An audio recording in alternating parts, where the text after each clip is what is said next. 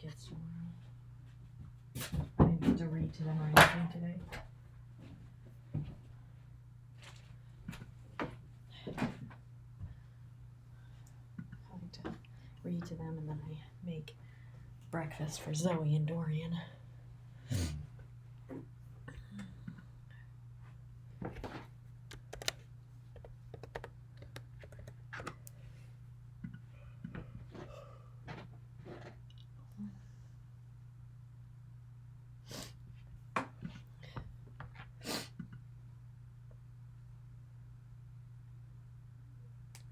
Oh, we were live?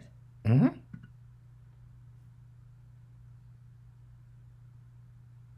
When did you tell me that?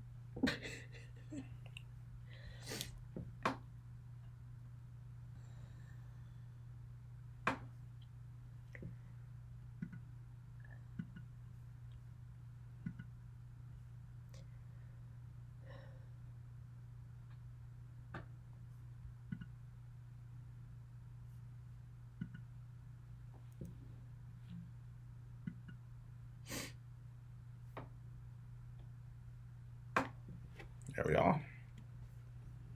I can go on Patreon. Let them know.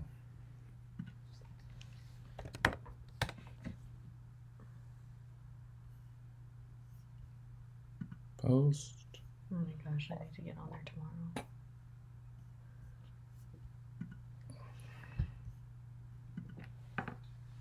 Did you get the link? We're live. Where's the link? Huh? If you get the link and then you can post in the thing. Why did you go on to text?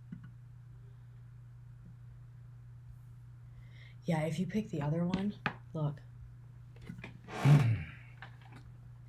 Post link, then they can just click on it, see?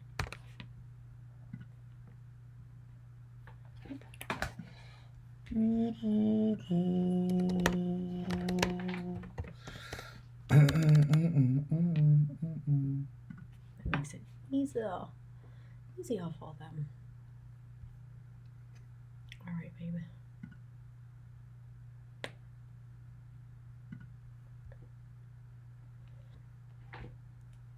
I don't know. Where'd you go?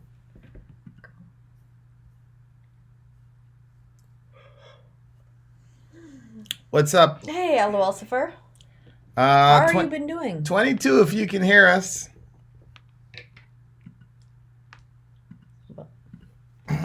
They can hear us. Where are you hearing that from? Our headphones. We didn't mute. We didn't mute. Excellent. Huh. Why did that change? Oh, I changed it. Okay. Whoa. Ah, people can hear. People can hear.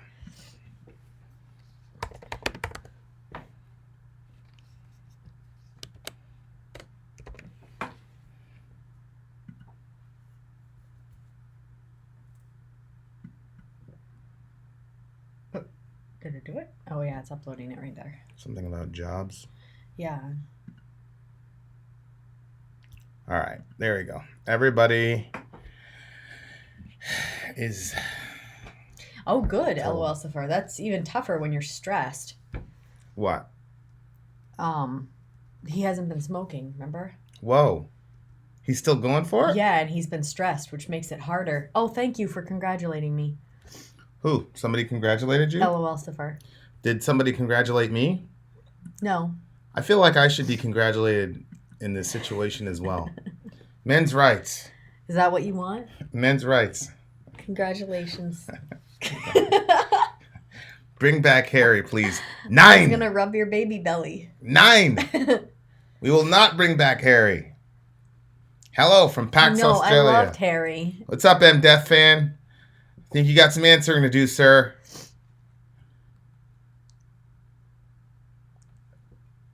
That's disgusting. What's going on, Taylor Cruz? Hi, Taylor. How long are you guys going to be online? I don't know. I don't know for how long. We shall see. I know that. Vin, where's your shirt? Yeah. What happens, I have to take a picture of him before we can finish the printing on that shirt. Elio Mike. Ryan Sawyer. Hi, Vin. Men's rights. That's right. Men's rights. I was just informed today that men are oppressed. I should do a solo stream with me and Harry. I'll show you guys how to cook. Ah, boy. Some I'm really watching good a scary recipes. movie. Mwahahaha.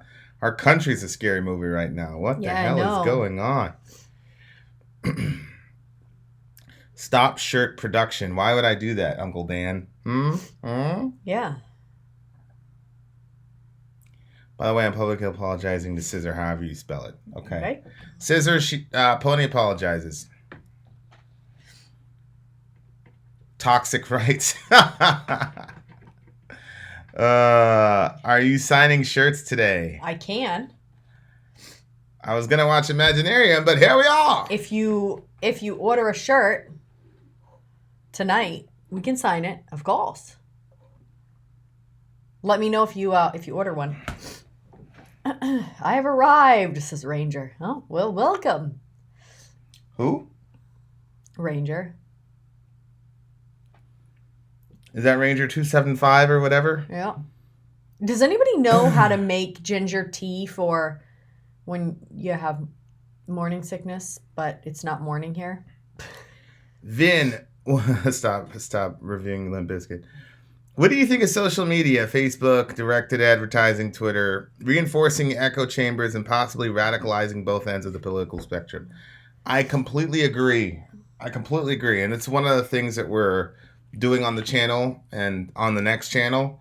And it's why having conversation has been so important to what we're trying to accomplish in the channel. So, you know, we're in a pretty crazy time, and I think things are much more. We've got more potential to do good and evil in this time than ever, literally, in human history. And we're in the most powerful country ever in human history. So the amount of the power distribution among normal people and the effect that one normal person can have in the overarching narrative and actually what happens in our culture is astounding. And I don't think that we understand the weight of that responsibility. Red Bull all day. Me and Shiva taking a break from moving bricks in the trap to watch y'all. All right, thanks, Alec. Alec's my guy. He's like, I swear to Shiva. He'll always say that. I'm going to adopt that. That's probably going to end up on a shirt one day. Red Bull and Pepsi at the same time. Obvious choice. What did you think of the Cenk Uygur and Tucker Carlson debate? I thought that... Hi, Becky. I was very surprised at how civil it was. And I hope that more of those types of debates can happen. I also saw the Sam Seder versus What's-His-Face debate, which was a disaster. And then Cenk's, son-in-law, or whatever he was, nephew, was also a disaster of a debate.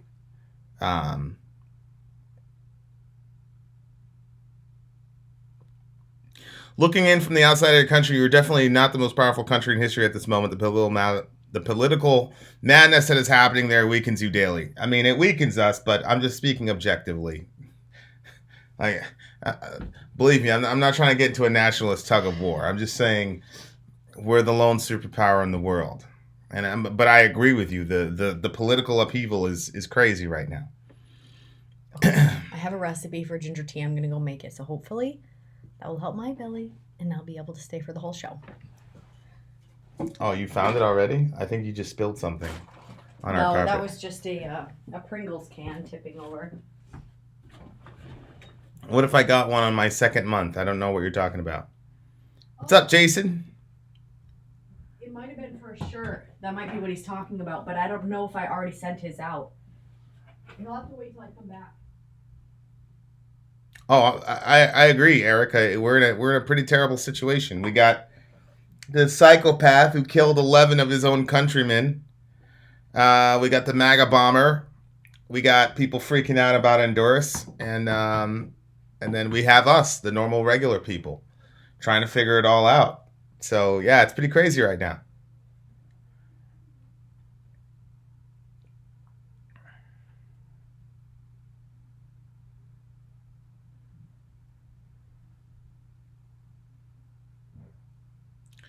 The Tucker Carlson Adam Carolla interview. Okay.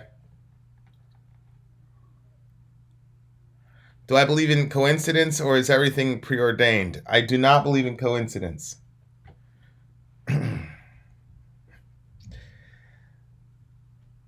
In a nation with our population, it's actually impressive this type of shit doesn't happen more frequently. The media will spin things to look worse than they actually are. Things look worse for sure, but they could be better. They could be a lot better. And tell that to the 11 Jews that just got gunned down today. You know, I just think that we've got to wake up and realize that, you know, all of us got to take some responsibility about what we're putting out into the ether. Is there a Christian band you've had a lot of requests for? Not really. Vin, here in Brazil, tomorrow we're going to vote for president. A very similar dichotomy between what happened in the USA between Hillary and Trump. Well, God be with you, buddy. God be with you.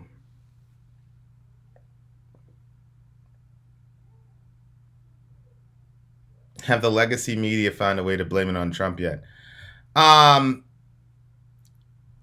Don't say anything against Sam Harris. That's Alex Pope. I don't know about them blaming it on Trump. The guy who did it actually hated Trump because he wasn't anti-Semitic. On his Twitter feed, he had multiple issues with Trump. So, no, they haven't found a way to blame it on Trump. However, I do think that there's got to be some accountability on the right wing and the left wing on the type of environment that's been created. And, you know, that's kind of what I was trying to get into with the whole Gavin McInnes situation, where he posts on Instagram of a guy live action killing somebody else that was a socialist. And I was talking about how can we do something like this in our current political environment, or you have Maxine Waters telling people to, you know, yell at, you know, right-wing figureheads and go after them and all the rest of it. And both sides are now trying to blame each other for what happened over the last week, not realizing that rhetoric from both sides is what creates environments like this. So, I mean, you know, we're in a pretty volatile situation. Yeah, it's pretty crazy. Yeah, Ben, this is a thing again. Like, just because we have the right to do something doesn't mean we should do something, and just because we have the right to post whatever we want, you know, we can kind of correct ourselves as a nation and say this is a bad call. These are bad things to say in the middle of our current environment.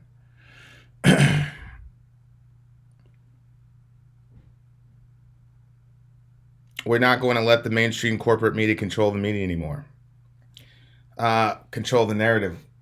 Well, M. Death Fan, what's the narrative?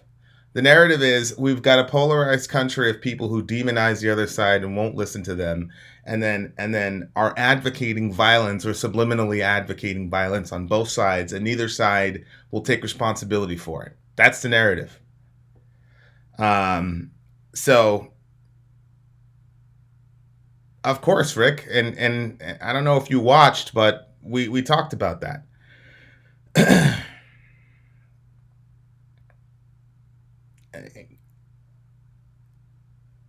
How much of the polarization of society is pushed by the media? What I'm trying to get everybody to realize is that this whole thing about blaming the media for everything doesn't take into account that we are now the media. You put something on Facebook, you comment on Facebook, you comment on Twitter, you comment on YouTube, you call into one of these shows. We're the media. Now, we're not the media. We don't have the reach of CNN, but we are the media. And I think, like, we've got to stop. We got to start taking some personal accountability. It's not the media. You're the media. We're all the media now. It's not 20, 30, 40 years ago where The only people that were in front of a camera were Connie Chung and all those people. We're now the media. Any regular normal person is. So that's kind of where I'm going. I will put my opening statement, Dan, in another 40 viewers. When another 40 viewers jump on, I'll give my opening statement, and then I'm going to have phone callers come in.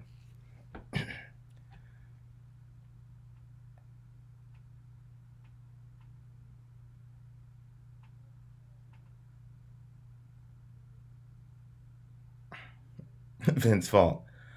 Don't worry about it, Maxie. Our YouTube notifications are terrible. The topic, Ian, is Robert Bowers, the guy who just killed 11 of our people today, the Maga bomber, Honduras, and free speech, its responsibilities and limits. And I'm going to talk about all 5 of those issues in 5 minutes and then open up the phones for discussion. Sorry, Holly. Good.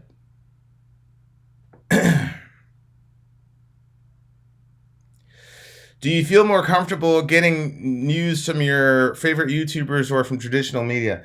Well, actually, I get the majority of my news from Facebook. So somebody will say, oh my God, I can't believe that happened. And then I'll jump to CNN. I mean, that's literally how I get the news.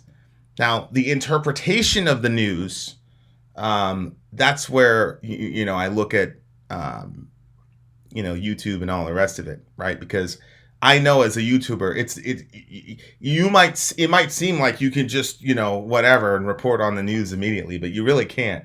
Most of us don't have the ability to do that. Whereas, with these 24-hour news networks, they can tell you what happened quicker than a normal person can, as far as like the details and being on scene and all that. So yeah.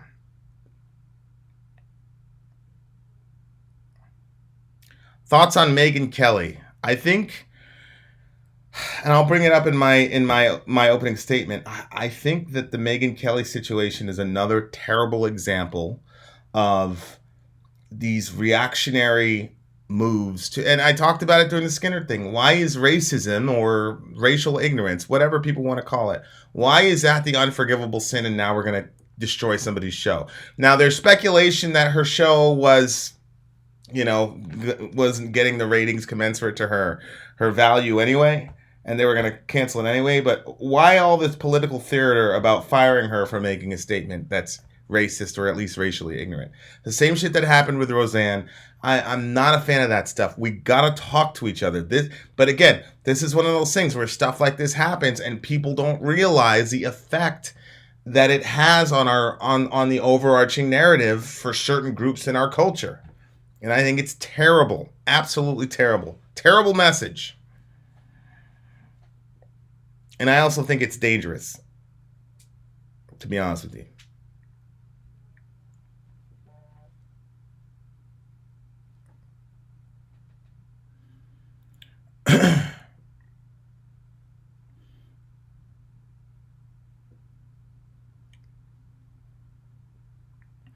The problem is not the media. The problem is the people that follow the mainstream media and believes everything they say. They take everything as a fact, and that is a big mistake. What do you mean by that, Ortiz?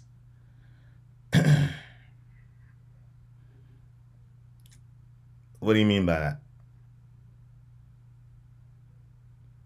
Only reports that fit the liberal agenda. Fox News is not only reporting things that fit the liberal agenda.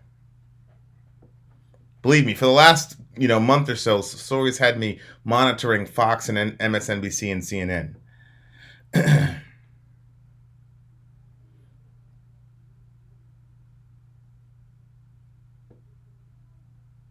Megyn Kelly knew what she was doing. She knew the jig was up at NBC and wanted to holler so that Fox would welcome her back with open arms.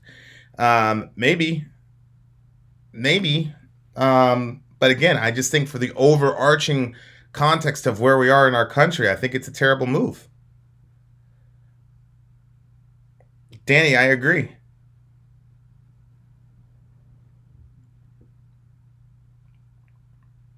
Do you follow Al Jazeera? Yes.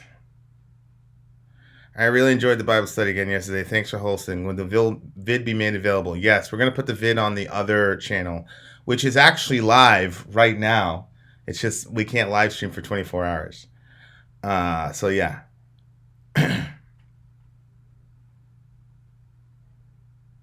I agree with that, LOL, Siffer. Fox would catch a ton of shit from its viewers if they brought Megyn Kelly back. I don't know about that. Just because Fox is right wing doesn't excuse everyone else. Well, Fox has serious issues with objectivity as well.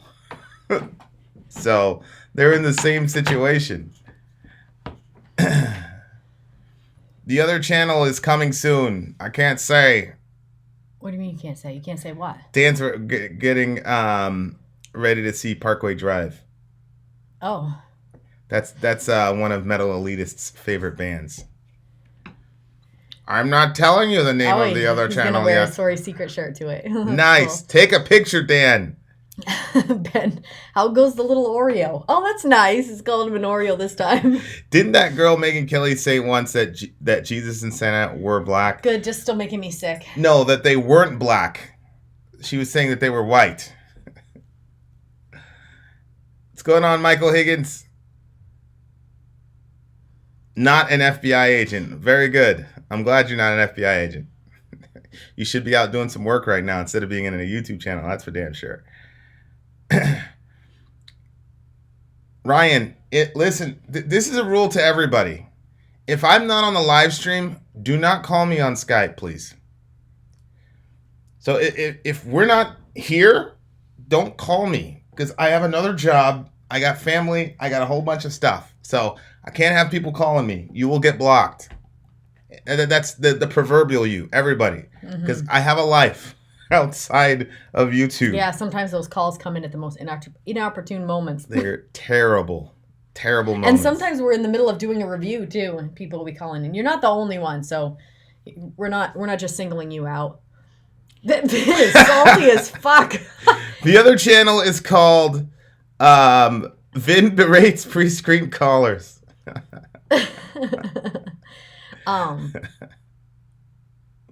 All right, we're at 1:37, so I'm going to go into my little monologue, and then we're going to have people call in. Yeah, it's fine. Okay.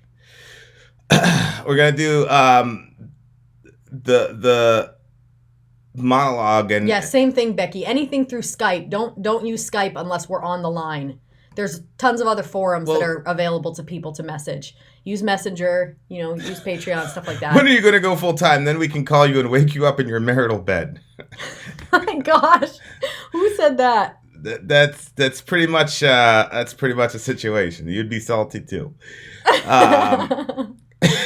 Not to get on a rant or anything. All right, okay. So here's my little soliloquy. Not to get on a rant or anything, but what we've experienced this week is a guy sending a bunch of bombs to various political opponents of Donald Trump. We have a quote unquote Honduran invasion that's mixed in with Middle Easterners, according to our president. We have Robert Bowers, who just posted on his Twitter, "Screw your optics, I'm going in." After which he strapped on his weapons and went in and killed 11 Americans in the middle of a naming ceremony, by the way. Naming a little child? Baby, yeah. Little boy just got born, and that's awful. Yeah, that's why they had that guy who. That's why the guy was very emotional. He was very, very emotional. And so what have we seen? Well, I go to CNN, and the CNN folks are very angry at Trump for the MAGA bomber. They're saying that it's all Trump's fault, and that Trump has created an environment where people are angry and are doing these things to Trump's political opponents. Trump then gets on a speech and he says, "This is terrible what happened. We cannot start comparing our political opponents to historical figures," which is obviously what the left has done with Trump, saying he's literally Hitler. Yep. And then he alluded to people getting kicked out of restaurants and things of that nature. And And what's amazing is both sides seem to be blind to the fact that both of them have absolutely contributed to the toxic, violent context that we're in right now. And both sides, and I, when I see these things happen, instead of CNN and MSNBC being reflective and saying, okay, us not criticizing people shoving, political figures out of restaurants, us not condemning Maxine Waters for telling people to go after people and say that you're not welcome in America to political figures. Us not holding Eric Holder accountable for all the shit that he was saying about when they go low, we're going to kick him. Oh, yeah. There's no self-reflection whatsoever on the side of the left. Us not actively covering and condemning Antifa for their acts of violence in our country and their hateful rhetoric. None of that whatsoever. It's just completely Trump's fault, just completely his fault. Even though there are clear things that they have done to contribute to a toxic environment in our country. Conversely, you get Trump apologists and right-wingers who will not hold him accountable for anything.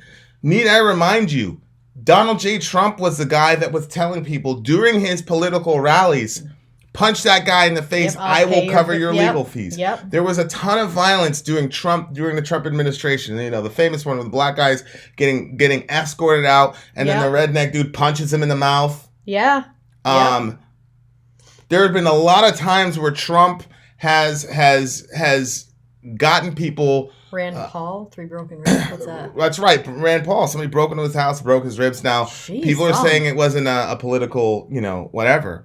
But even way back when Bernie Sanders was around, I was a Bernie supporter. The guy went to that baseball game and shot all those people. And Trump is saying, well, why aren't you blaming Bernie? Because Bernie went out of his way to be completely civil in his communication. He lightened up on the ad hominem. He would say, let's focus on the issues. And he never attacked the man. So when a person kills somebody in the name of Bernie Sanders, it's tantamount to killing someone in the name of Jesus. Because Bernie was completely nonviolent and non-toxic in his approach. Hillary and Trump were not like that. Those are the facts.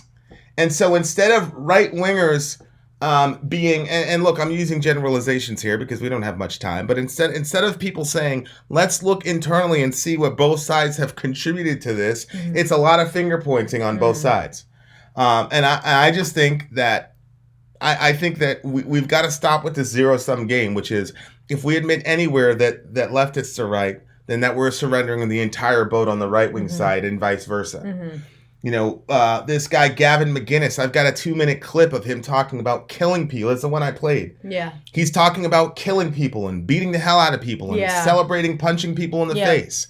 This is the same individual who posted somebody killing somebody on, live action in his Instagram account. These are all things where we're doing things as a collective to contribute to the violence that ends up killing people in our country. Those are the facts. Now, what happens is people go, oh, you're just being, butthurt, and people are being politically correct. This is not about being politically correct. This is about being able to read the tea leaves and understand the signs of the times. One of the things that we don't realize, I said this earlier, is that everybody wants to blame the media, not realizing that we are now the media. That's why Facebook, Twitter, Instagram, all those things are called social media. Because now we are able to put things out into the ether. So when McGinnis puts out somebody commit an act of murder on a political dissident in the media, into social media, you now have a responsibility. What are you going to do with that information? Are you going to trivialize it, or are you going to call it for what it is?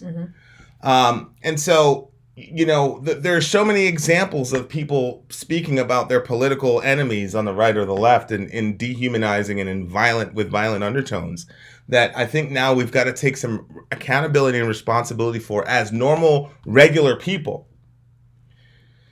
Same thing that happens with this current with the situation with the Honduran refugees.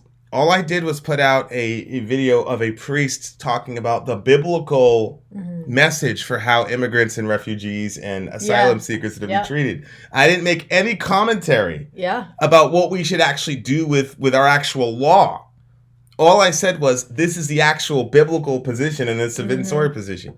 And then the comment section was just downright toxic. I had one guy saying, get the fuck out of our country if you don't like it. To which I deleted his comment immediately. To which he said, you're censoring my voice. Yes, absolutely. Because I'm not going to have a forum where I knowingly allow somebody to create this type of craziness. Wow. And look, we can always disagree, and we've done this. And some of you are probably going to call and disagree with me. I love it. Let's disagree. Let's debate. Let's talk to each other. But this whole thing where we cross the line and say, get the fuck out of our country because we can. Yeah, you can do that. Nobody's going to lock you up for saying that.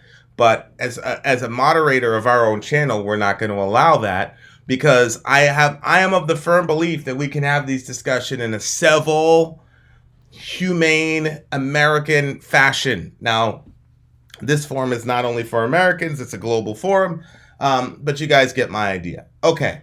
All right, so there we are. There are the issues. Robert Bowers, MAGA bomber, Honduras, and free speech. Look, I am for I'm not a fan of limiting free speech at all. But I get concerned in these talks about free speech that we're handling free speech almost like we're teenagers. You know, teenagers, when they get a certain ability, when they get the keys to the car, they take that car and drive down the freeway at 80 miles an hour and kill everyone. Having the ability to drive is a gift, and it's a beautiful gift, and it's a beautiful privilege. But you can abuse privileges. And you can lose those privileges by abusing those privileges. And so we're dangerously close in the way that we handle our speech to people calling for the suppression of speech because we can't police ourselves. Okay, so that was my little soliloquy. If anybody agrees or disagrees, you can call me up, Vin and Sori. We're on Skype. Just look for us on Skype, and then you'll be able to call. Now I'm going to go look at the, what do you call it? The comment section.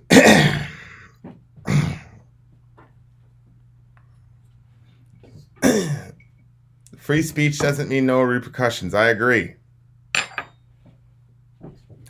10 bombs, none went off. Not much of a MAGA bomber.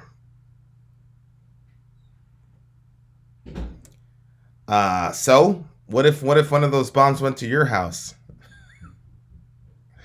Good Lord. No, Jarhead, I don't think that that's what the left wants.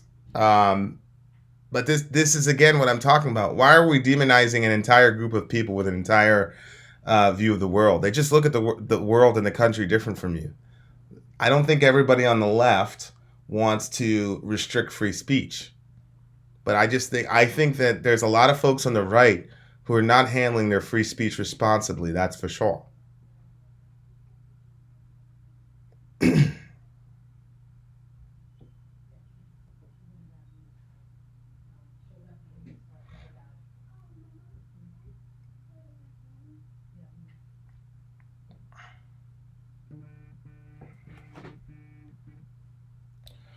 Well, I mean, I'm in Maine. They sent ricin.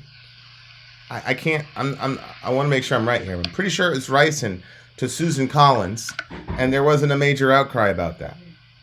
And so what that, at least on the left-wing media, what that proves is my exact point, which is we are so fractured in this country that we can't apply common decency consistently. Who's calling? This is Lucifer. Hey, Lucifer, how you doing, buddy? We say LOL. What's happening, guys? Talk to me, Lucifer. I just wanted to be quick, just give you guys a call, let you say I pretty much agree with everything you just said. Both sides of the spectrum are getting very kind of radicalized, as I mentioned earlier in my comment. And I think social media has a large part of this, is become a serious problem.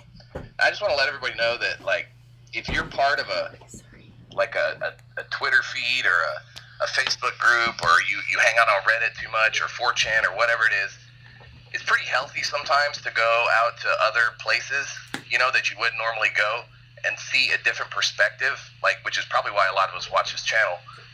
And just try not to let the echo chamber consume you. I had this moment browsing Reddit where I kind of could predict what the comments were going to be, you know? So, and, you know, Reddit's pretty left-leaning. I'm centrist left, but, you know, and just say, you know, get out of your comfort zone a little bit and go look at some other sources. Yeah, that's good. That's very important. Somebody mentioned Al Jazeera. Look at Al Jazeera. Look at global. Look at how people around the world are looking at this situation. Yeah, exactly. That's BBC. Yeah. Lulcifer. Very good. Very good point, sir. Anyways, that's all I wanted to say.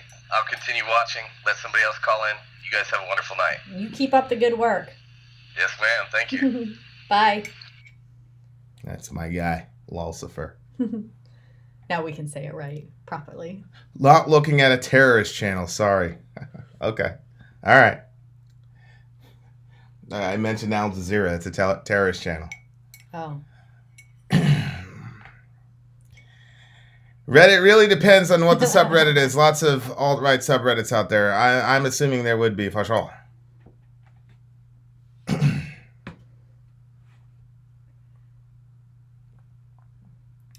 I don't like the flavor of ginger, so for somebody who doesn't like ginger, I can't say I like the tea.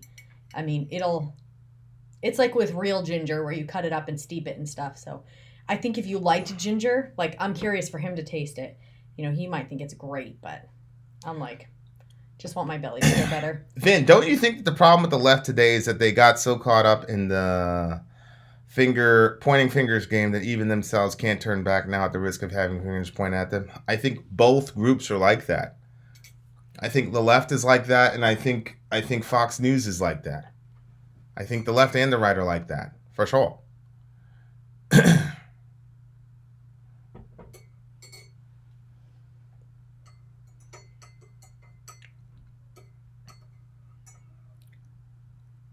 I'm worried about the Prego drops because my sister didn't like them. She said they made her feel really sick every time she tried one.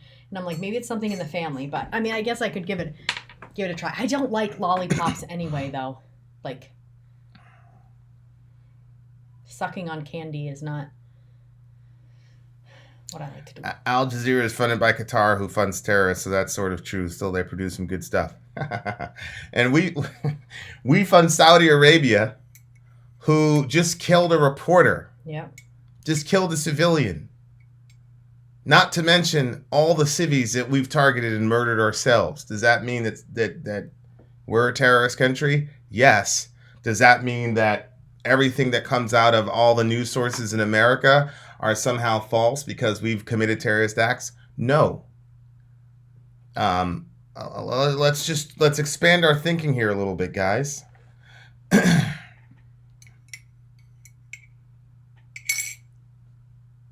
We, the United States, funded Al-Qaeda in the 90s. I'm not sure that we funded Al-Qaeda in the 90s.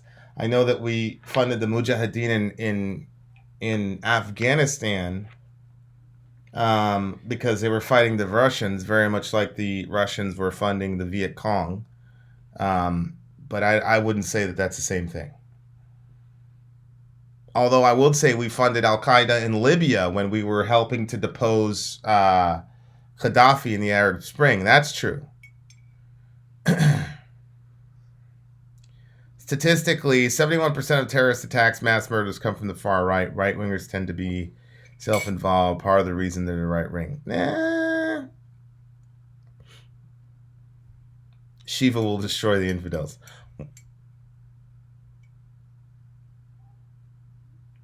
Well, Dirk, call me, because I'm not sure that that's an accurate criticism of the left. One of the problems with the left is the idea that their words are more important than anyone else's. They literally forego rational and logic and behavior of emotive and communal stances.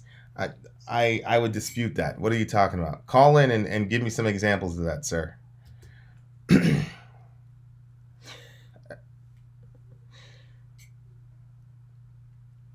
By the way, the Red Sox are killing it right now. Thank you very much, Maddie Nutrition. Thank you for the update, sir.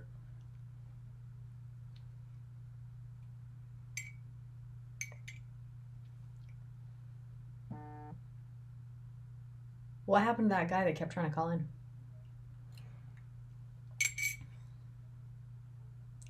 I was part of a Nazi group, and I know how they work. Whoa. Orange man. Sam Harris cannot breach the is-ought gap in his moral system. You're right in that philosophers find him laughable. Be careful, BM fan. Alec is in the room. Yeah, you got fancy coffee cups. Do you think Israel could be jacking both sides? No, ADF Audio, I do not believe that. Nor do we have any empirical data that would say that. Oh my gosh, Ranger. I would like Death Fan to call me up, though, because I do want to talk about his buddy, Gavin McGinnis, whatever his name is.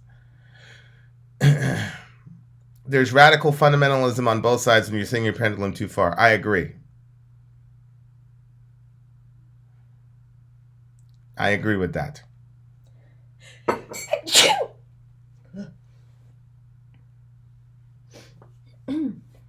Lies, lies, lies. What are lies? Where are these lies?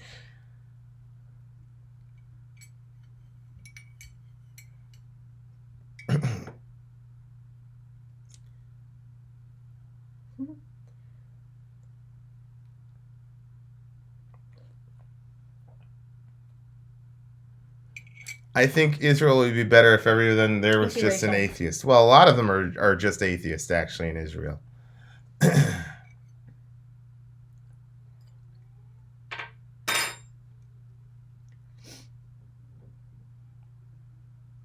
Can I talk to you for 2 minutes? Deriving is from odd. Alex seems confused. Well, you both can call in and talk to each other. Yeah.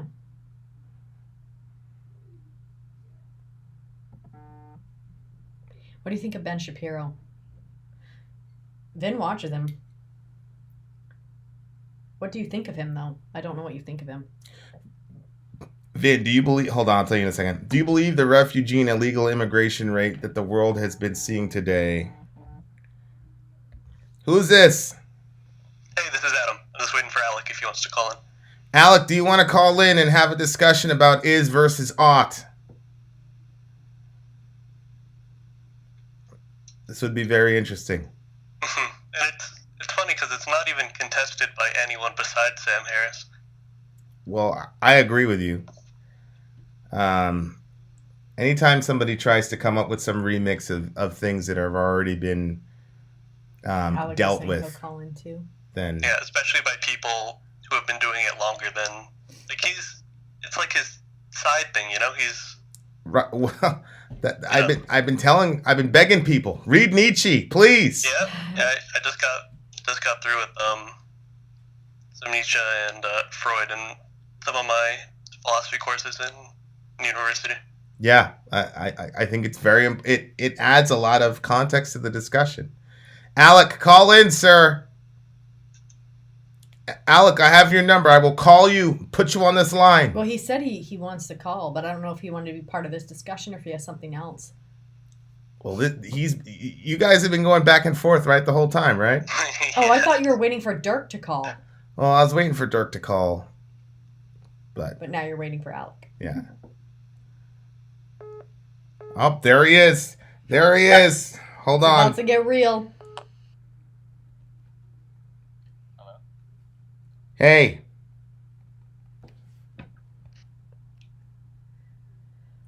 Yo. Hello? Hold on. I doubt it, BM fan. We were working on a huge project today, so. What was Beamfin asking for? He wants to know if you saw his email from earlier. I did, actually. Oh, he did. Okay, I hung up on both of them. Okay, fellas, call me back on Skype. So, Alec, you got to call me on Skype, my guy. Actually, this tea isn't bad. You want to taste it? No. Why? I just said call me on Skype. What does he do? Alec. Yeah, can you hear me now? I could always hear you. Okay. But you need to call on I need Skype. you to call me on Skype because I can't merge your calls unless you call on Skype. Hello? Hello? Hold on. I'm not answering that question. What was the question? Alec! Yeah? I need you to call me on Skype, brother. I don't have a Skype. And I'm not at home. Okay, well, he can call my phone. Just give Alec my number. All And right. keep Adam there. Alec, I'm going to text you Sori's number. Okay. Call that one. This is, don't lose it. Got it with your life. Hello? Who's this? Adam. He's like, Adam. Alec. Duh, you idiot, dumb butt. We're trying to get Alec on the line. He doesn't have Skype, so Oh, okay. Can you hear me? yeah. Yeah, we can hear you. In real time? Shapiro is notorious for talking fast and using his facts incredibly loosely or outright inaccurately to further his narrative. Shapiro is probably, of all the young political upstart commentators, he's the best one. He absolutely annihilated Cenk Uygur. Annihilated him, which is not actually very difficult. Because it seems to me that Anna Kasparian is probably, or Sam Sater is probably the... Hello? Sorry here. Okay, hold up, Alec. Yeah, I keep telling you to disconnect your phone from our computer, but you refuse to do it. Well, I did have it disconnected, but I had to reconnect to be able to send Okay. the picture. Oh, that's true. You know, you're just mean to me sometimes. Okay. Alec, can you hear Adam? Hello? Test 1, 2, 3. I can hear him very lightly. Yes. Can I turn like my volume up, maybe? Yeah, put them like this. Okay, try again. Hello, test 1, 2, 3. Can you hear me? No, I can hear you better. Alright, cool. So, okay, can I start? Go for it. Yeah.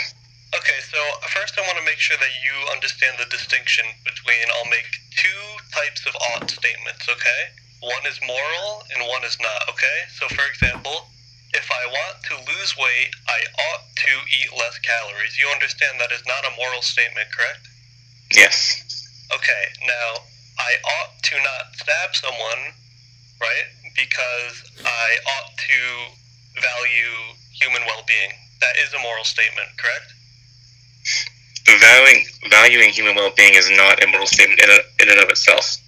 It is, by every definition, a moral statement. No, but it is a reflection of biology as a whole. I mean, if we can make an observation without any sort of axiom taken, how is that a moral imperative? You can explain to me how stabbing someone causes or reduces well-being, but you can't tell me why I ought to value well-being. But I'm saying if you're implying that as a moral imperative, when we can observe that in physical reality. Observe that we should value a preference towards, or an inclination towards valuing well-being. Okay, so you're doing this again.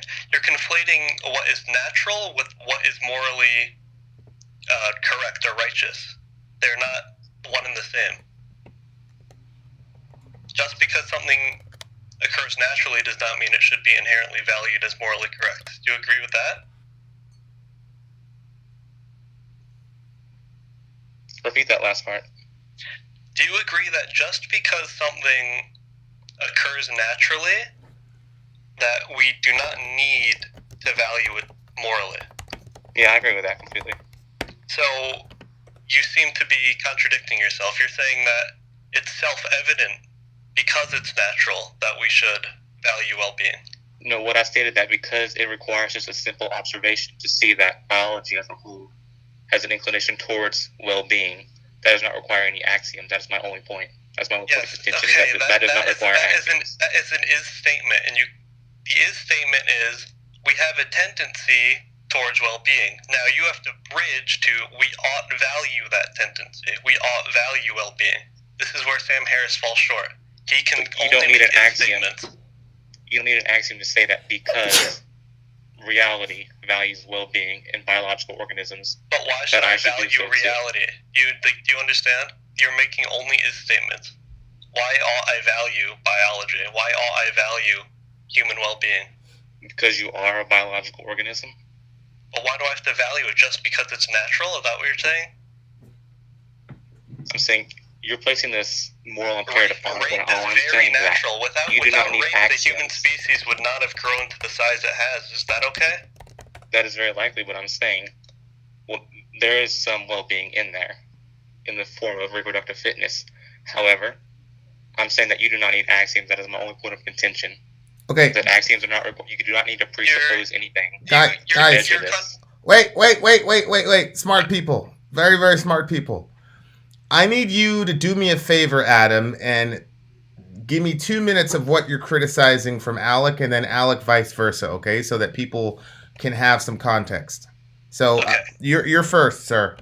So I'll explain this from as if I'm explaining it to a person who does not have really any background. Okay. That's me. I'm dumb. So pretend I'm 5 years old and go for it. Okay. So we can make an axiom or a presupposition it's something that you value, you take for granted. It's just something that you can't justify, and it's okay. You just can't justify it. For example, here's a good axiom that most human beings have. We should value human well-being, and that is inherently unjustifiable. But that's okay. That's what axioms are, okay? Every single moral framework requires axioms, and every single moral philosopher and ethicist agrees that axioms are part of moral frameworks and totally valid, but they just have to simply make the concession, this is unjustifiable. And Sam Harris publishes a book called The Moral Landscape, which is torn apart by every notable philosopher of our day, which claims that he can make only is statements, only factual statements, and somehow arrive at an ought value statement. So, for example, he says, putting your hand on a stove hurts, so we ought not to do it. That seems simple. That seems, you ought not to do it. No, that is not a sound moral statement. You can make a factual statement. You can say, if you don't want to burn your hand, you ought not to put your hand on the stove. That is not a moral statement. He can't claim, why should I value well-being? He can only claim how to avoid it. So is it good to summarize that an is statement answers the what question? What happens when you put your hand on the stove? And can't answer why. But the ought question is about why. Why should you? Okay. And you're saying that Harris, his entire moral framework is focusing on the what, but then he assumes why, or he doesn't justify why. He makes so many is statements, and then at one point, very cleverly, this might sound pretentious, but to the untrained ear in this field, he throws in a very, very, very subtle ought statement. You're not true here.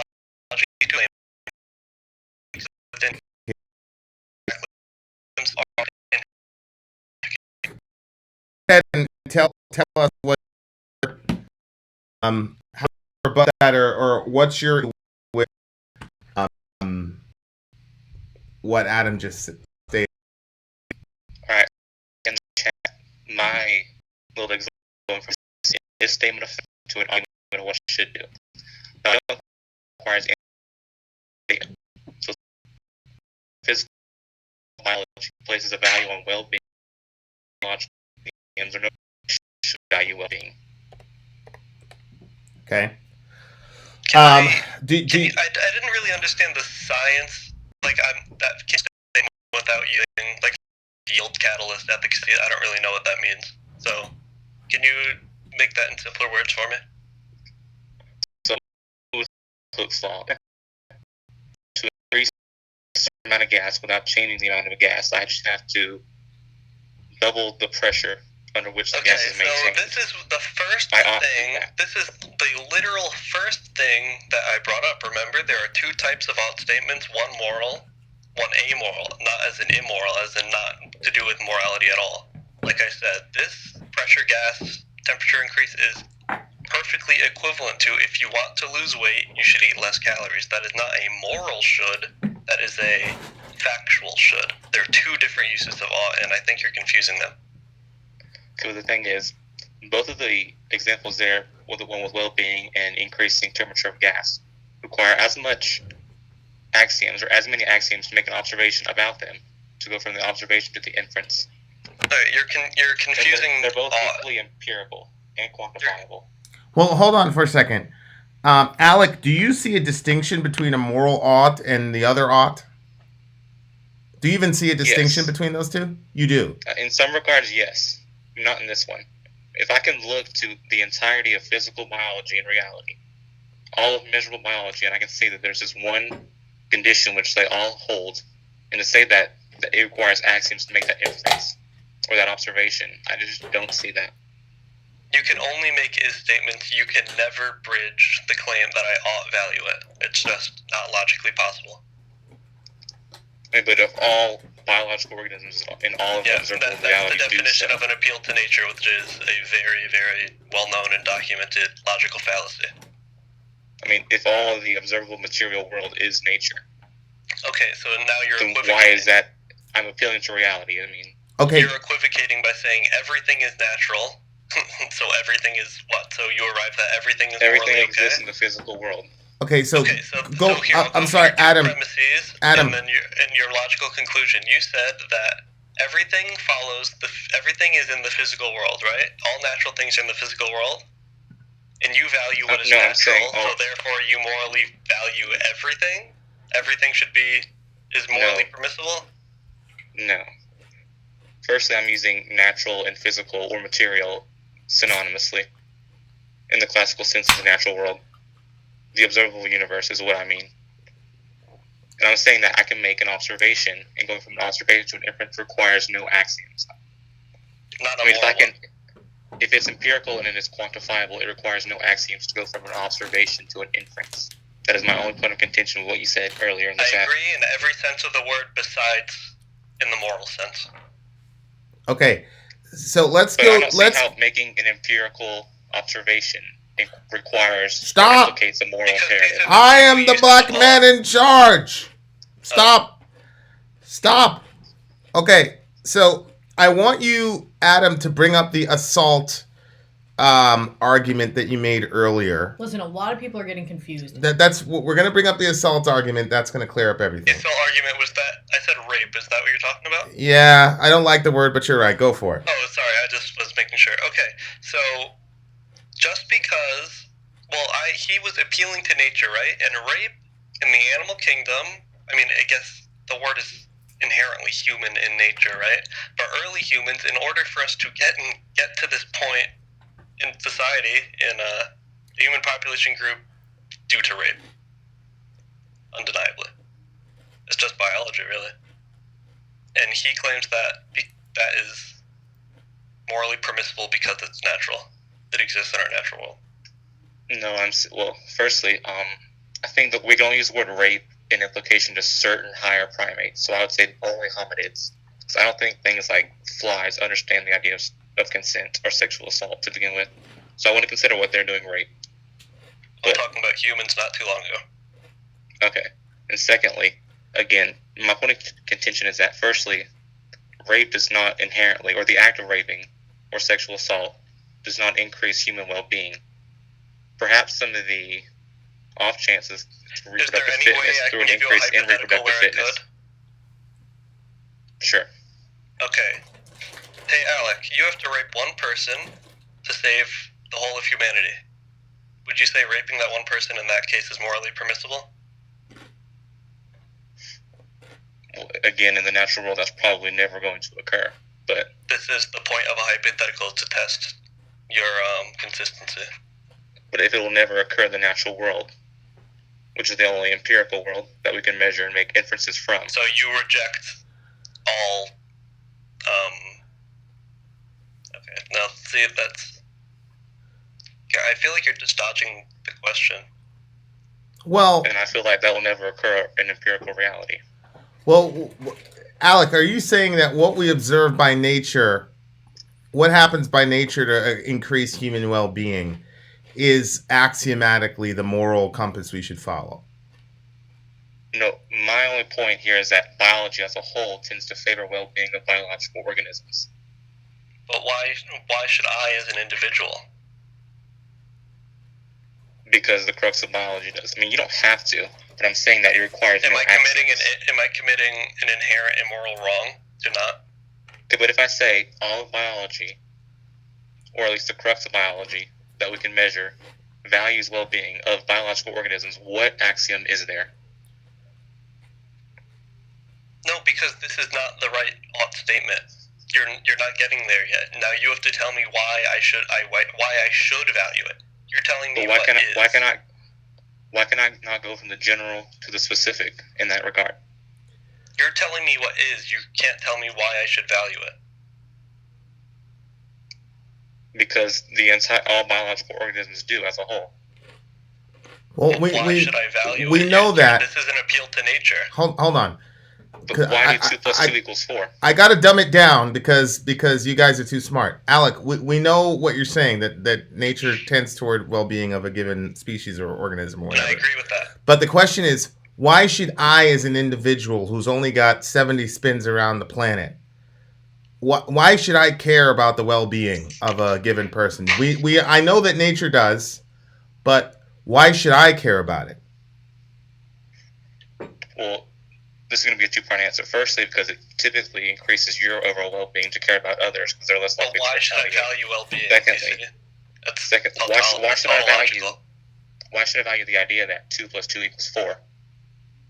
I mean, this is the same notion of 2 plus 2 equals 4 is an a priori assumption. But it can still be an ought statement. It can be turned into an ought statement, and it requires as little axioms as the person. Tell me why I ought to value 2 plus 2 equals 4 without axiom. If you can do that, you've solved I'm the one saying philosophy. that's a malformed question. That's been my point this entire time. You've been asking this, why should I value what is an observable fact? You don't have to. I'm saying it is still empirically true. You can make ought statements from it. This is... Okay. Ought statements are 2 separate uses of the word ought. You said I don't have to value it now. Ought I value it? Well... But why must you make a moral imperative in every ought statement? Ought is inherently moral in this context, in the context I'm talking about. He's right, Alec. But, okay, back to the idea of the gas increasing temperature. Why is that a moral statement? Why is what a moral statement? Or could that be it can never construed to be a moral statement? That's the other use of ought. The gas heating up, that's not a moral statement. It can never be one. Until you say I ought value temperature of gas increasing or something like that. All right, I think we've answered all that from Alec's perspective. But Adam, I want to talk to you. So Sure. What's your basis of moral ought then? Or do you have one? I'm a moral anti-realist. Okay, so what does that mean for the dumb people? That means that I don't believe there are any discoverable moral, objective, or otherwise sets of morality out there. So are you an atheist? Yes. I see. So what you're saying is that Alec is not being consistent with his atheism, trying to establish morality, is what you're saying.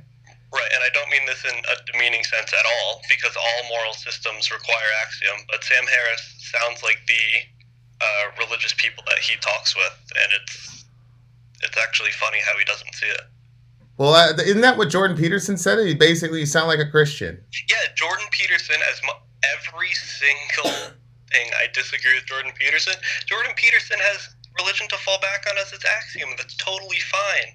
Why can't Sam Harris just say, yes, it's an axiom, can we move on? He never will. It's like embarrassing. Okay. Well, so if you were to ask me that question, I'd say, well, you should value humans because they're created in the image of God. Right. Okay. Sure. And then, do you believe it's an axiom that I ought value things created in the image of God? You would have to, right? Sure. Exactly. Then that's perfectly fine. That's an axiom, and every moral framework is based on axioms. But Sam Harris would say, no. It's based on objective reality, and I can use only that. I don't have to use any presuppositions. Well, I'd say that God is objective reality. Sure, but you have to presuppose that we should value it.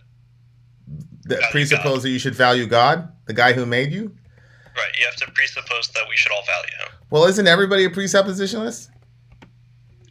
Everyone should have presuppositions, and they do, but Sam Harris won't admit it. Okay, what? Yeah, I found that strange that people don't admit that they have presuppositions. I agree with that.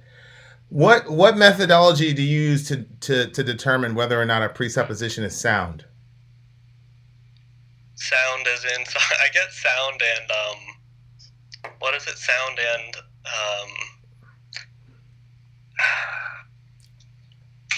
sorry. Soundness and validity. Yeah, I get it. Which one is soundness? Is like consistent with reality, right? Not just consistent within. Yeah, Right. soundness is Go ahead. consistent with like observed reality or fact-based Right. or truth So- claims. Okay, so I typically will default to psychological egoism, right? Right? And I kind of want the best outcome for me, and that's typically how I. For example, I'm a vegan, right? And not for any moral reason other than global warming will affect me negatively, and so I want to, the best of my ability, not contribute to it. Okay, so if I said to you, hey man, if you kill 100 people, I'll give you $100 billion. That would be the best outcome for you. Right, and if you can make sure that Nothing there's bad. no negative, I won't go to prison, and this won't affect society where I might be one of the people that will be murdered in the future, right? Right. And I don't have to murder anyone that I will have known, right? Right. Then sure, Then you do it. exactly. Allahu Akbar. You're a fucking monster. But you know that you're a monster. I mean, I've been making this argument since the inception of the channel that Right. my analogy is that when you see a basketball game or a football game, that you have to have officials that are not playing the game to call the rules. Because if the soccer players are the ones throwing the flags, then obviously there's a conflict of interest. Mhm. And so, because I have God in my worldview, I've got an external referee to govern the plays. Whereas what you're saying is, no, I'm the referee, and so long as it benefits me directly, then I'm calling that play. Right, and I'm not saying that what I'm doing is right. Right, I don't even, like I said, I'm a moral anti-realist. You're saying there is no such thing as right really in the real world. That's what Yeah. Sure. Well, look, people can say that it's definitional of sociopathy or whatever you want to call it. And this is remember this is a thought experiment, right? Who knows how my complex, neurology and brain science would actually react. I think because you're in the image of God that you wouldn't do it. But what I'm saying is this is a guy who is studying philosophy. So he's saying things because he studied out the ramifications of them, and he's trying to be consistent, which is something I've been begging people in the channel to be since the inception of the damn channel. So he's being consistent in a philosophical conversation, but I don't think you would activate any of this shit in the real world. Yeah, and there's a high chance that I wouldn't, and I agree. Yeah. He could use $100 billion to help millions of people. Something to think about. Yes, Zonia, you would use $100 billion, but according to his philosophy, he'd only do it if it benefited him somehow. Ultimately. Right, and this is where a common criticism, and one that I kind of agree with the egoist worldview, right, is that it can all boil down to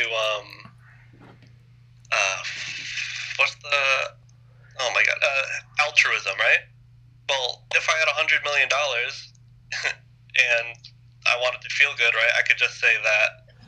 I could just donate it, and I could just say that would make me feel as good, right? Or I could say I don't murder people because I don't want to be murdered. So I believe people probably shouldn't murder people, so I avoid being murdered, right? So that's honestly, it all boils down to like some sort of form of like altruism. Alec, as a devotee of Sam Harris, do you think that in all of Sam Harris's thought that's probably his weakest line of reasoning? Well, I mean, clearly he's not a philosopher, so I would expect philosophy to be weaker than his neuroscience, because that's what he has his degree in, most of his Who's practical to say training in. he calls himself a philosopher? Does he? Are you sure? Yeah, he does. The moral landscape is a book on philosophy.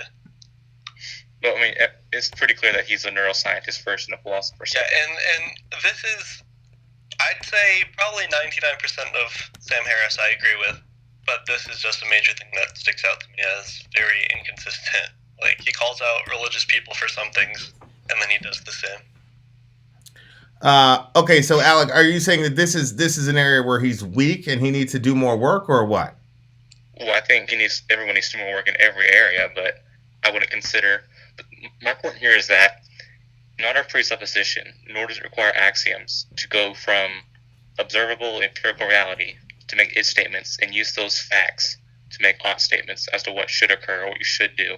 I don't throw moral imperatives in there or suggest that it's morally righteous to do one thing or another. I'm just saying that we can go from facts or its statements to ought statements by using the facts. Everyone believes that, but everyone believes that in a purely empirical way. But that's not what I'm getting at. I'm getting at a moral way, right? But so everyone in the world believes, well, if I want to make ice, I ought to freeze cool it water to below 32 degrees. That's not the same as like the other ought, right? A moral ought. So wait, I'm saying we don't have to implicate morality in objective reality. Yeah, but Alec, well, that's what Sam Harris does. Well, hold on, Adam. Alec, you're saying that there's a distinction between regular oughts and moral oughts. In some regards, yes. Not in this one that we're talking. Not in this particular example. Okay, in what regards are moral oughts? Give me an example of a moral ought. Okay, so if I say that it's you ought not shove a knife into someone, so that's probably a moral statement. However, there are exceptions. On what does that rely on? I mean, shoving a knife into someone will reduce human well-being. Right, and there are you exceptions tell me to why I this should rule. value human well-being. Because you will die if not, and clearly all biological organisms do not wish to die. Well, stop. Secondly, I mean, there are exceptions to this rule. Surgeons do exactly that. Well, wait. They shove knives into other people. However, it increases human well-being. Wait, Alec, why do I care about your human well-being, though? If I can stab you and get away with it, where is the moral ought to not stab you coming from? Because it will likely in some sort of retaliation or negative penalty on you from the rest of society. That's not true. I'm incorporating pragmatism into this ideology. Okay, hold on for a second. If you lived in a world where you could kill someone without any, like for example, antebellum South, you could own a slave, you could do all that. So in that sense, your morality would be suspended then, because there's no consequence to you for having a slave. Well, I am a moral relativist, so I would say that it would change during on the context. Okay, so when we were good with slavery, then it would be moral to have a slave, because there'd be no negative effects on me as an individual. Repeat that last part. I just couldn't hear you. I'm sorry. So during the antebellum South, at like the prime of our slave trade, you would say, because there were no negative effects to slave traders at the time, there were no societal negative effects on it. You would say that would be a moral good. There'd be no moral ought against it. Okay, here's the distinction. I'm not making or claiming any sort of moral imperative. I'm saying owning a slave decreases the overall human well-being of that slave. So? That is objectively measurable, but it will probably increase your objective well-being. Right. So I should do it then. Again, I'm not making this moral imperative.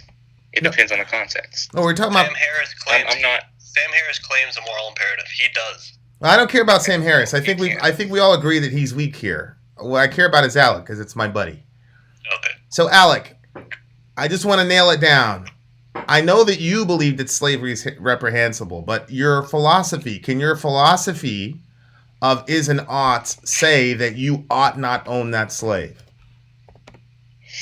If we're talking about if I'm alive in 1865, probably not. Okay. All right. Okay. Well, mine can.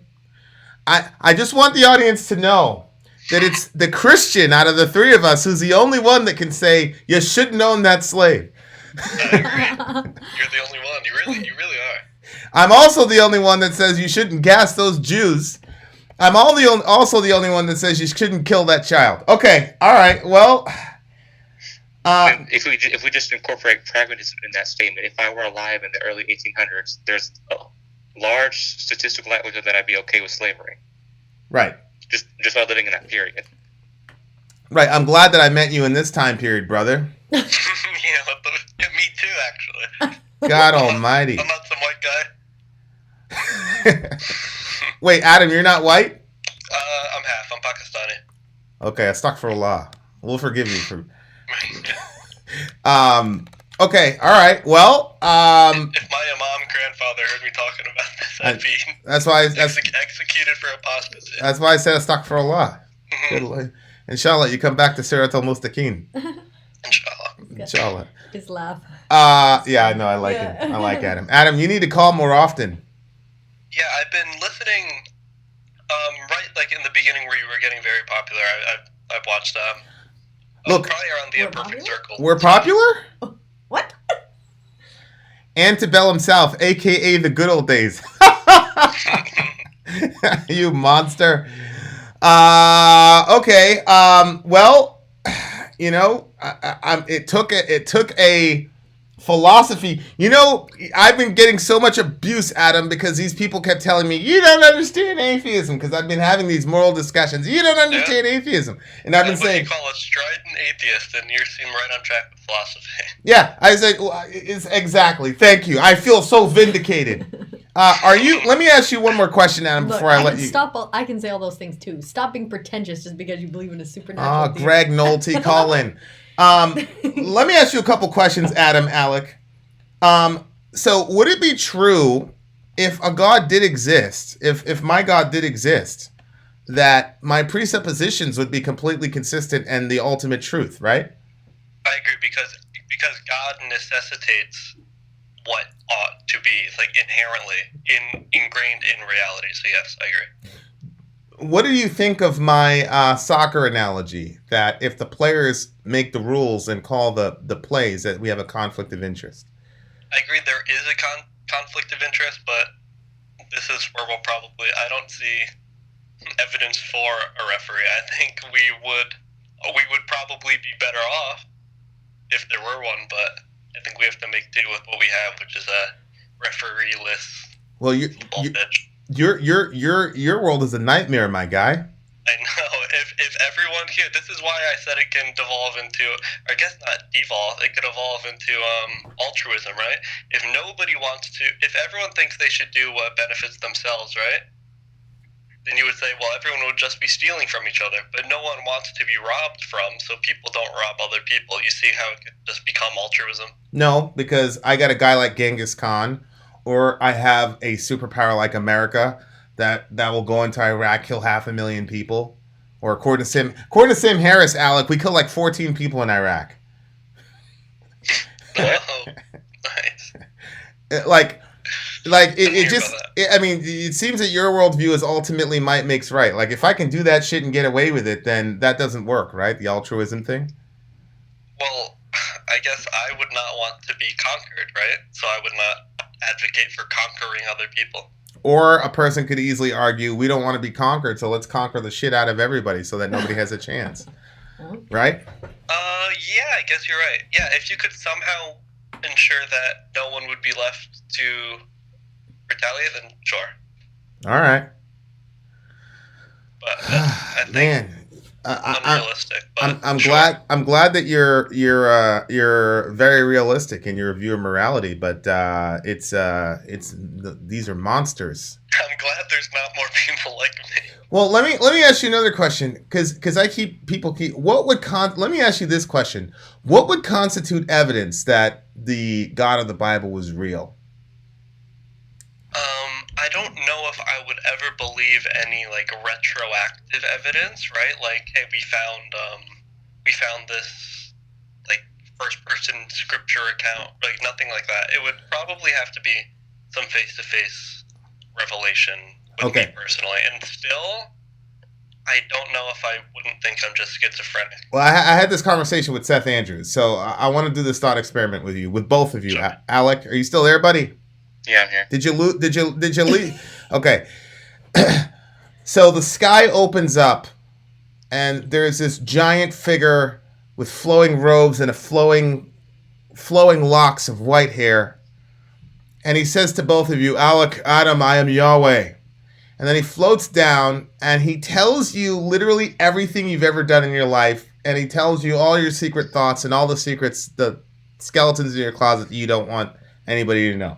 And then he says, is there any way I can get around me thinking that I have developed some mental disorder? Well, hold on. I'm just putting this out there.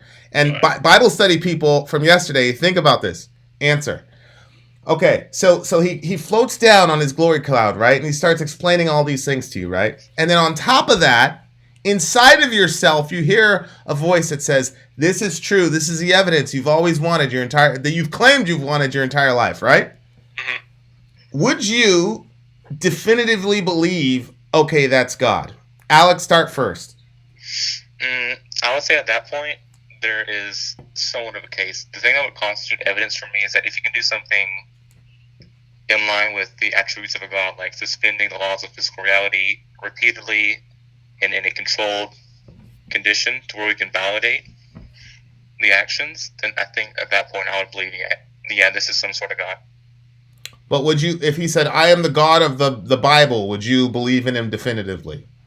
I mean, just once, I would probably think I'd be hallucinating or on some sort of drug or whatever. Okay, what about you, Adam?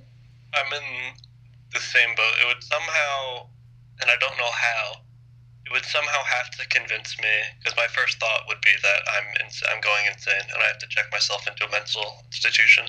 But if somehow I could overcome that, then I would devote myself 100% and believe and do whatever it asks, because it is the universe, right? So who am I? How would you convince yourself that you weren't mentally ill? I don't know. Because you go, the first thing you do is go to your friends, right? Right. And if they and they can see it too, right? Sure. Then if it's in a world where everyone else can see it, then even if I am insane, then it doesn't matter. Sure, I'll devote myself to it. So your friends would have to see it, but then the entire world would have to see it simultaneously. I think so, yeah, because I don't know. It's so hard for me to think of a way where I wouldn't think I'm just insane. But he's saying that everybody else could be insane, but then it wouldn't matter that he was. Exactly. He's surrounded by insane people. Okay, so let me ask you this question: if somebody said, "Yeah, I saw that shit," but it's not God, it's just an alien who knows what your perception of God is, and is trying to control us, so I'm not going to believe in him. Oh no.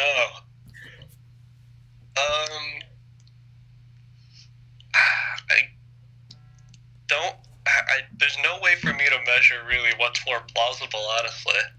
I really don't know. So Alec, your buddy who is able to suspend the laws of nature or whatnot, right? Yeah. You go back to your friend and you say, "Look, this guy is able to suspend the laws of nature on command. He's God." And your buddy says, "Nah, man, that's an advanced alien race from the future that has figured out how to manipulate certain laws, just like we manipulated the law of gravity with, space flight or whatever." How would you answer that? I mean, I would say if he's capable of breaking the laws of physics, so I mean, let's just go back to the gas analogy earlier. If you can increase the temperature of a gas more so or less so than being inversely proportional with the amount of pressure applied, I mean, that would be fairly typical of something that is not an alien. Because I don't think the attributes of an alien is a being that can suspend the laws of nature. I think that's more attributable to a god than an alien. Yeah, but what if your friend said, "Yeah, I mean, God is just another term for an alien who, there's bunches of them. The whole race." Just call it by a different term, it still doesn't change what it is. So you would become a Christian if that happened, but Adam, you're still you don't know because there's just too many possibilities to disprove it. If you can somehow guarantee that I'm not mentally ill, then I would 100% become a Christian. How can you guarantee that you're not? How can you guarantee that your mind is sound? Right. So that is a presupposition, right? And I'm sure you've heard I think therefore I am, right? That's the only thing I'm sure of. I'm not sure right now that I'm not mentally ill. Right. So I can't. That I can't guarantee you that. Yeah. Exactly. Okay, so that's out the window. So what you're saying is, even if God came down, and even if 500 people saw him come down, there's still a lot of room to be able to doubt that he really existed, isn't there? Yeah. Okay. So then, when you say there's no proof of the referee, that's kind of That's kind of a convenient statement, isn't there? Because there's no way in which you could prove that there was a referee in your worldview. Yeah, I think there's no. The proof would have to somehow overcome my human, and I don't mean inherently too human, but me specifically. I have this. Like I said, I consider myself almost like a strident atheist, right? Like I have a pretty strong belief that there is no God, right? I'm not an agnostic, so it would have to. I don't know. It would have to be very, very, very convincing in ways that I don't even know. Right. So you're saying there's no proof, but then you have no standards of what actual proof would be for you. Yeah, and I think that's definitely a flaw. But no, the standards of proof, it would. No, yeah. Well, I have a standard, but I don't know how to arrive at that standard, right? Like, I know I would somehow have to convince me that I'm not mentally ill, but I don't know how it would do that. Well, there's a mentally ill question, then there's the alien question, there's a hallucination question, there's a Project Bluebeam question, there's bunches of questions. Right. It's not just your sanity, right? Yeah, I guess so. But if it were an alien that also knew all this stuff, I'd probably devote myself to that too. You devote yourself to the alien. It's not for a while. Okay. I just, this is an honest discussion, guys. So here's what we have with atheism, Adam, Alec. Both of you are going to strangle me. We have a worldview that can't really protect us from slavery or mass murder or assault. We also have a worldview that demands that there be proof for God, but then admits that there really is no standard for proof for God. And this is where we're at. I mean, is that pretty much right, Adam?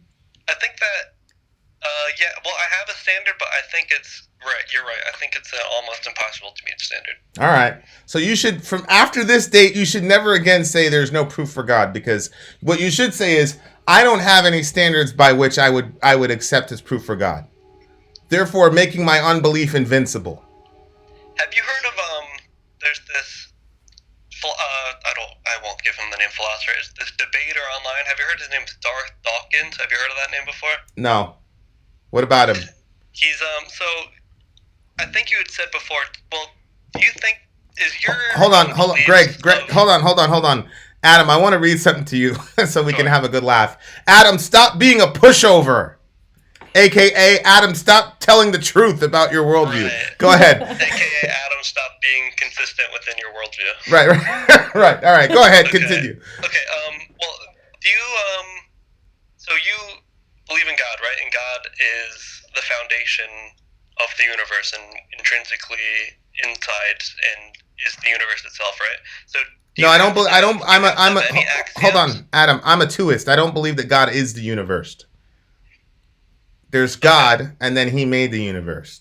So you believe that you have to have axioms of the universe, right? What do you mean by that? Like, maybe not of the universe, right? So a similar thing. How do you know? Here, we'll do a similar thing. How do you know that there's a God? Because He came down to the earth in the person of Jesus. Right. Well, I mean more personal to you.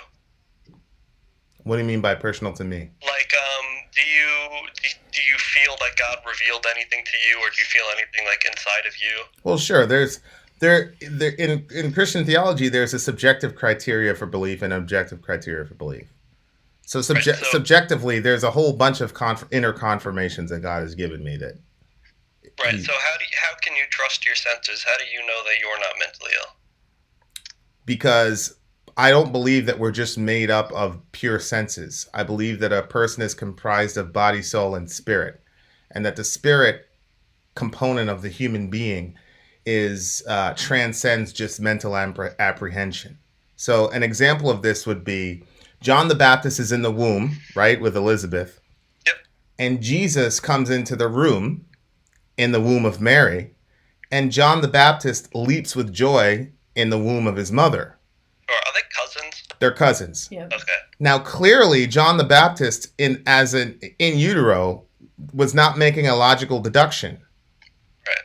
He was making a spiritual inference, which caused him to do things with his physical body.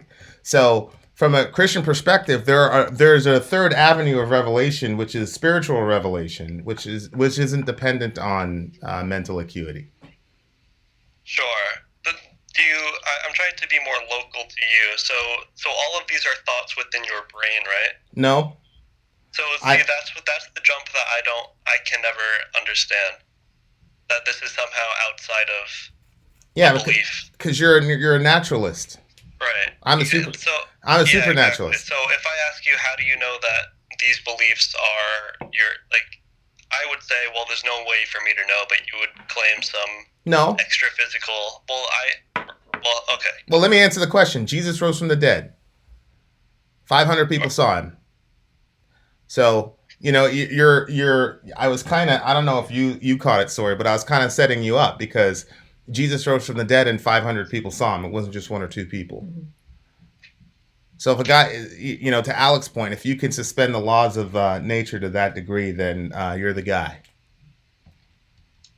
So that's an external objective reality that you can look at with logic and reason and come to a conclusion for. That he rose from the dead? Sure. Based purely on witness statement? Do you believe in history?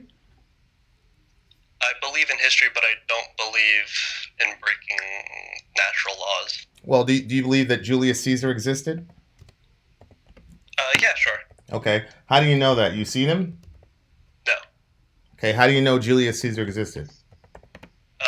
From historical account, but if I read a historical account that said Julius Caesar actually had 2 heads and 6 arms and he rose from the dead, then I would say, well, despite all these accounts, nothing in modern science can point to us and tell us that this is even possible, so I'm gonna...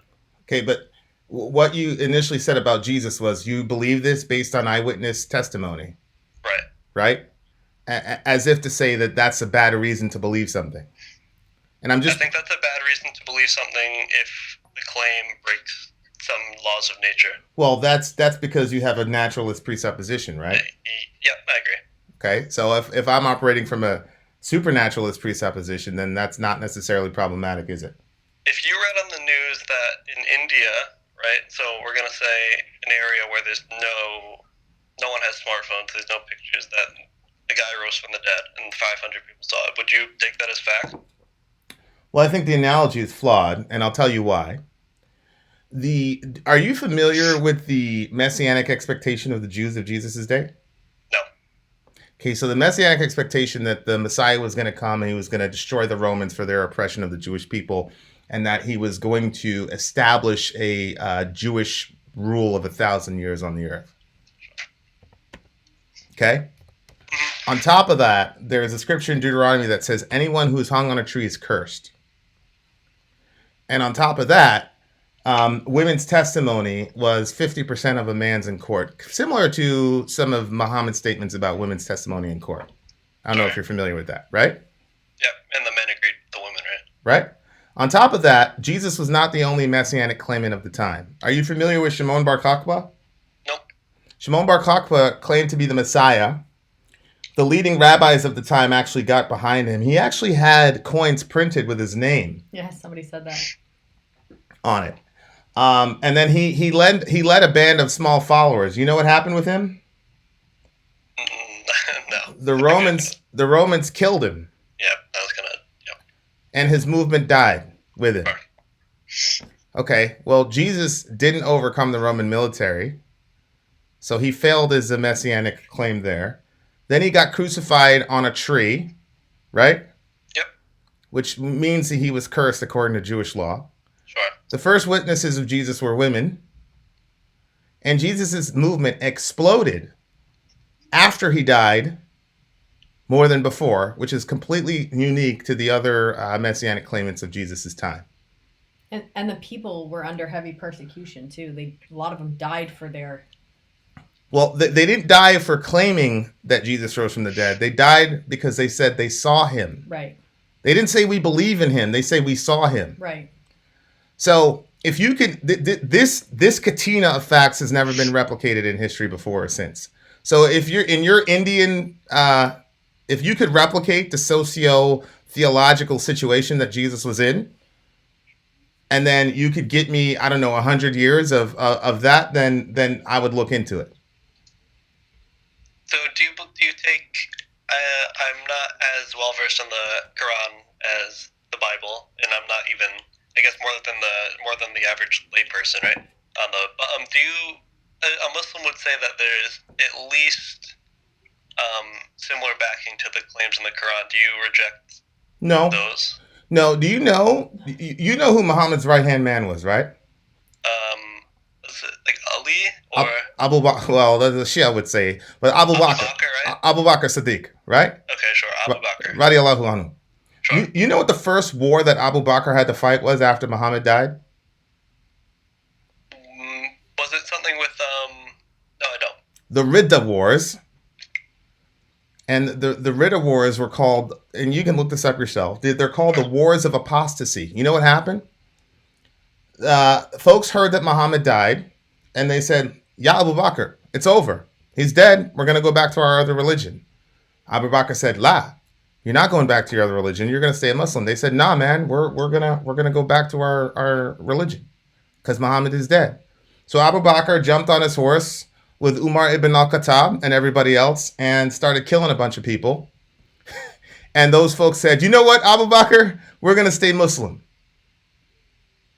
So that is the exact opposite of what happened with the Jesus movement. With the Jesus movement, when he died, his followers exploded in the face of persecution to deconvert them.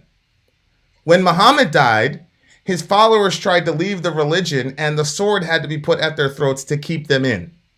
It's literally the opposite. Right, and you think this is some divine, like God stepping in? This isn't just a product of the culture? What do you mean the product of the culture? I mean, you think that maybe the cultures were different in some way that would... No, what I'm saying is everything about the explosion of Christianity was going against what the culture should have created. There were already messianic claimants, and they had a shot. And everybody in the culture basically said, "Okay, you say you're the guy. Let's see what you do with the Romans." And if the Romans killed them, that was the end of their movement, except for one guy. See? So sure. It's just I can never, and I'm like you're talking circles around me. I am very malinformed on specific chapter and verse, right? But I don't think I would be able to make the jump just by reading scripture in first person account to believing in things that I don't believe possible. Well, again, yeah, I think you're being honest that your presuppositions are militating against it. What I'm saying is my presupposition leaves it open, but then there is a ton of biblical and extra biblical and socio-psychological proof that admittedly is circumstantial because none of us were there, that would lead a rational person to say, okay, something supernatural happened or unique happened with this particular individual. And I don't mean to trap you, but this is a presupposition, so you agree that in the end it's unjustifiable, like every other presupposition? No, I think that a presupposition is justifiable if it can remain consistent with itself in application to the world. So what I mean by that is, on a real practical level, I don't believe that you would take that $100 billion and kill those people. But that's not really a presupposition anymore. No, what I'm saying is you can't, that's like the ninth or 10th logical ramification of your presupposition. What I'm saying is you can't live consistently with the ramifications of your presupposition is what I'm saying. Well, I think I would. Okay. Because in this hypothetical, we're presupposing that there would be no negative ramifications, right? Yeah, I hear what you're saying, brother. What I'm saying is I don't think you would kill those people. Why? Because you're creating the image of God and you have a moral compass, irregardless of what you claim you believe. Was Genghis Khan created in the image of God? Sure he was. But so what separates him from me? Because Genghis Khan was a uniquely evil person, and God does that every generation or so. He takes his hand off of one or two folks to show us how horrible we are. But in the main, he doesn't do that. And as I'm talking to you, your honesty in the face of losing an argument in front of a bunch of people, your honesty tells me that you've got way more integrity than what you're trying to portray yourself to be. But I don't want to stray from the point, because my presupposition is that a supernatural world exists, right? That's Right. that's my presupposition. Right, and you can never prove that, right? Well, I believe I can prove it. I have standards of proof that are different than yours. You just admitted that you ultimately don't have any standards of proof to even Well, falsify supernaturalism. you can't prove it, right? You can say that you would accept this as proof, right? You would accept God coming down as proof, Mhm. right? But what proof? What physical besides, like I said, this first person account? Well, I guess we've already been over this. Yeah, what I'm saying is there's a first person account, and from a historical perspective, there is enough circumstantial evidence considering not only Jesus' time period, but how religions have evolved over time, that something decidedly unique happened in the Jesus movement that has never been replicated ever again. And for a person removed 2,000 years from the events, the only proof, quote unquote, you could have would be circumstantial, correct? Sure, yeah. Okay. Yep, I agree. Okay. And so there is an overwhelming amount of socio-psychological evidence to prove from a person 2,000 years removed that Jesus rose from the dead. Yeah, I feel like if I don't know, I But again, even won't be able from to make the jump to believing in the extra physical or supernatural just by reading first person accounts. But again, even from your perspective, it still doesn't matter, right? Because if you were there 2,000 years ago and then you saw him crucified and risen from the dead, you're running into the same issue that you had with Well, if I were the alien. If it were me from today with the knowledge of science that we do, then I likely wouldn't believe. I would believe that he never died. It was some magic trick. Exactly. So it's the same problem, right? Right. Because see the difference is. Well, I'm not saying if you were there back then. I'm saying what proof. Right. Do you have any? Do you feel any divine intervention within your life that cements your belief in God besides just reading the Bible? Well, of course I've had divine intervention in my life. Right. Of course I have. I mean, since I've been since before, I've shared the situation, my health situations when I was a kid. I've shared the car accident that should have killed us, where I, conveniently was not in a certain seat at a certain time.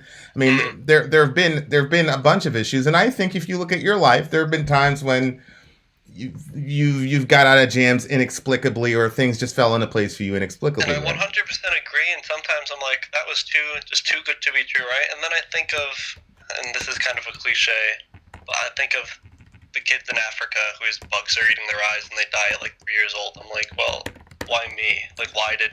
Right. That's not... why did... I woke up 5 minutes before my alarm, even though I didn't set it, and I was going to be late. Like, oh, that, something like that. Sometimes I feel like, whoa, that was kind of nuts. But then I think of the horrors, right? And it's inexplicable to me. No, that's not cliche. That's a serious problem. It's theodicy, right? The defense of God in the face of all the evil in the world is a serious issue. And so, the thing that I talk about is that belief or not belief is not it's not a skill issue. It's not an issue where we just need enough logical syllogisms to come to a conclusion. It ultimately is what we want to believe or not believe. I think that, there is enough there because, Jesus of Nazareth is a historical figure. You believe that he existed? I know there's... Sure, for the sake of argument, sure. Okay. You believe he died? Yes. Okay, so you got to contend with how his religion exploded, right? I don't think that he would necessarily have to have had supernatural powers for his religion to explode. I think his teaching alone could have done that. Well, you're wrong, because Jesus I think it has. Well, it has, but I think you need to explore what was going on with the expectations of the people that he was around. Do you believe the cases, the claims in the Quran, the supernatural claims in the Quran? Well, again, a lot of my that religion's exploded. Well, I explained to you why it exploded right after he died, right? Right, for that. Okay. That's easily explained naturalistically. There's no Islamic scholar that will tell you that Islam went to Africa peacefully. Sure, but this is another cliche, but the Crusades. The Crusades, my brother. You don't think people were converted to Christianity through the Crusades? My brother, what year in the timeline of Christianity were the Crusades? 1,000 years after it. Okay. What year were the Ridda Wars? What, like 300, 200? No, it's Abu Bakr, bro. It's in the same generation. So how long is after Jesus was Islam? Like 500 years? 600 years, yeah, 6th century. 600 years, sure. Okay, my point is to make a correlation between the Ridda Wars, which happened in the same generation of Muhammad, and the Crusades, which happened 1,000 years after Jesus, is obviously not logically consistent, right? Well, I think there's more than just the Crusades, right, to explain why Christianity has exploded. How's that? Explain it to me. Well,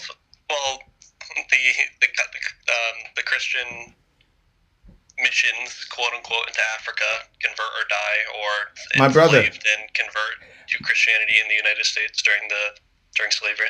The first 300 years of Christianity, the government had the sword at the neck of the Christians. Mm-hmm. We had zero political or military or economic power. So during the explosion of Christianity in the Roman world, we were getting set on fire to the point, you read Tacitus, he was saying that even the bloodthirsty Roman crowds were begging for mercy for the Christians. Mm-hmm. So it's a lot. To me, it shows the poverty of the argument. I'm not talking about you per se, but it's a poverty of the argument that you have to jump 1,000 years later to say, well, this is why they were. The sword was going the opposite way for 300 years in Christian history. Well, this seems to be almost it seems like you're almost equivocating. How so? You're saying just because it's a few hundred years after that it's different. It's a totally different circumstance. 1,000 years, brother. Right. America hasn't even been around for half of 1,000 years. I don't. Do you? Here's my question. I don't see a huge. If someone said this happened. Here's my question. 2,000 years ago, I wouldn't be like, oh, okay. Here's my question. All the other messianic claimants, let's go on this presupposition. You're going to have to do the research yourself. Just take my word for it now. Sure. All the other messianic claimants at the time, the movement died immediately when the leader died. Jesus is crucified publicly under Roman power. He loses to Rome, and his movement explodes in the face of fatal persecution. How did that happen? Right. And we went over this. You say it necessitates some divine intervention. Right? No. Forget me. I'm in your. Well, I think it's strictly. I think the people who. I don't think it's anything malicious, but I think the people who claimed that Jesus rose from the dead, I think they were doing it to persuade more people, right? Or maybe they were tricked somehow. Tricked by who? Who knows? I think it was likely to persuade more people. What did they have to gain for that? Because you're a moral non-realist. Is that what Jesus's teachings are pretty good. Do you realize that a lot of Jesus's teaching are already found in the Old Testament? Like love your neighbor as yourself? What about all of Leviticus? My brother, love your neighbor as yourself is in Leviticus. Yeah, and so is Leviticus, what is it, 18:22, you know? What about it? I mean, when Christians use that today, do you think they're justified? Because when I point that out, people say Jesus came and erased the Old Testament in a sense. He taught new teachings. Okay. His teachings we should follow, not those of the Old Testament. Okay, tell me one teaching that Jesus taught that was worth getting set on fire and watching your wife get raped in front of you. To that, I don't know what you're referencing, if you are. Well, what you're saying is that these people made up this story because they were like, okay, well, let's die for this lie that we know is a lie, right? Because they'd have to know. I don't think everyone thought it was. I think most Christians believe it to be true. No. I'm talking about the first generation of Christians. Right. Well, They weren't. it was written about much after, correct? What do you mean? First Corinthians was written the same generation. In First Corinthians, Okay, first. I'm not. This argument is something that I admittedly can't make. I'm not a biblical scholar. Well, I don't mean, know the dates. we don't even need to know the dates. We know Tacitus, right? Tacitus records that the Christians were dying for this pernicious superstition that Jesus rose from the dead, right? So, Sure. When were Matthew, Mark, Luke, and John on this timeline? well, I take a pre-70 AD approach. Other people take a 90 AD approach. But what does that have to do with the historical ramifications? I feel like huge actors and writers of the Bible wrote 100 years after he died. I think they're not doing it. I think they believe it to be true. What was the message that the original Christians were preaching? Love thy neighbor. Love thy neighbor was already there, brother. Love your neighbor as yourself is in Leviticus. This wasn't new. Aren't there calls for violence in the Old Testament that Jesus has never said once ever? Any calls for violence? I agree with you. And Jesus' calls for non-violence made him a traitor to his people. You realize that? To the Jews, right? Well, who was the initial message preached to? Yeah, to Abraham. To Jews. Yes. How the hell did that message make it out when he died under Roman power and he didn't overcome the Romans? Well, I think the message overcame the Romans, maybe not him physically. Okay. This is a conversation. I'm very ill-equipped. Okay. All right. That's fair. I think you should do some research as to what the messianic expectations were, what the other messianic figures were trying to do, and what the first conflicts among Christians were. Okay. Because what I would say to you is that, look, if a person wanted to subjectively believe in it, my understanding of belief or non-belief is that a lot of it is logical for sure, but a lot of it is also based on what we want to believe or not believe, because the implications of belief or not belief lead us down certain paths that we may or may not want to go down. I'm being intentionally vague, but I think you're smart enough to figure out what I'm saying. Okay, and I feel like so the notion of faith necessarily means that proof is not required, right? No, I don't think so. Oh, that's look, what I've always known it to believe. Here's my stab at faith. Okay. Everybody keeps getting this mixed up. Like, these people were not dying for a belief. They were dying for something that they saw as fact, because they saw Jesus rose from the dead. And Right. so they went to their death because of that. Tons of people, yes, we agree, have died for a belief, because you can believe something that's false. But this was something that they saw happen. And then at one point, they're all running and hiding because they're so afraid that they're going to die along with the so-called Messiah. But then miraculously, there's this huge change and people are ready to go to their deaths and the deaths of their families because of what they saw. So it's different than a belief, because it was a fact that they witnessed themselves that they were dying for. Well, yeah, and so the ramification would be, you're saying that these people died for a lie that they knew was a lie. That's the difference. Well, I'm saying that these people I'm not talking about you. Hold on. We're talking in the chat here. She's talking about somebody. sorry. She's talking about somebody in the chat. Well, okay. But go ahead. Add Sure, to I'm it. saying that if these people truly did see Jesus rise from the dead, truthfully, I'm saying that doesn't necessitate faith, right? They have the evidence, but I think Christians today, they necessarily need faith, right, in order to believe this. I agree with you. If I died for Jesus, it would be based on a faith claim. But the first Christians that died for Jesus were dying on a fact claim. That's the difference. Okay. Now, here's my stab on faith. Okay. I in my epistemology currently, I don't think from a logical perspective, because remember I talked about the supernatural element, but I'm putting that aside. I don't think from a logical perspective that we can ascertain certainty on anything. So, for example, in your situation with the alien god blue beam person, right? You have evidence, but you can't have certainty that that's God because there's too many factors, right? We don't know if you're insane. We don't know if it's an alien, blah, blah, blah, blah. Okay? So, but if you came to the conclusion that that was a divine being, I wouldn't say you were crazy, right? I'd say, okay, that's logical that you would conclude that, right? Yeah. Okay. If all the things that I just said about Jesus are historically accurate, you might say, I don't agree with you, but I don't think that you're crazy for believing that that's enough circumstantial evidence, right? I think that your threshold for circumstantial evidence is lower than mine. Well, what else would you add for circumstantial evidence for something that happened? Well, I would need.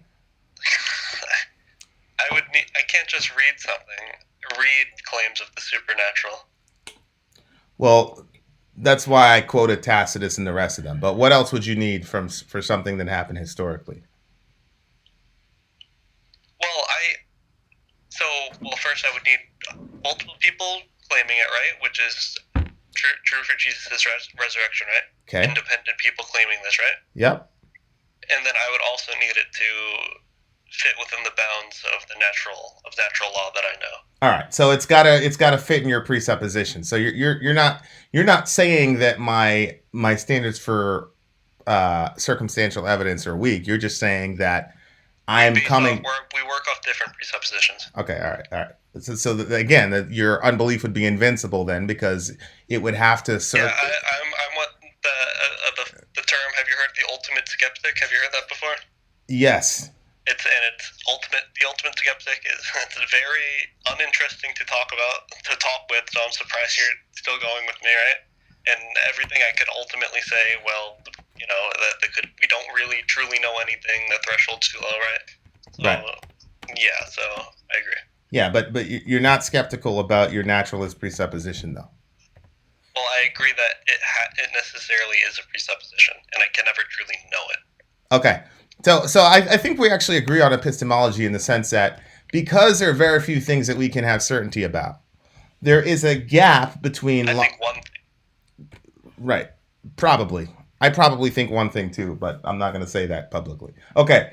So there is the logical stuff, right? And then there's certainty. And there's a gap between reason and certainty, right? Right. And that's what I call faith. Faith is what is in the gap between reason and certainty. So, for example, if I get on an airplane, I have enough logical reasons to believe that pilot is a legitimate pilot, that he didn't lie his way through flight school, and that he's not drunk or high on cocaine, right? Right. But I don't have certainty that I'm going to get home. Agreed.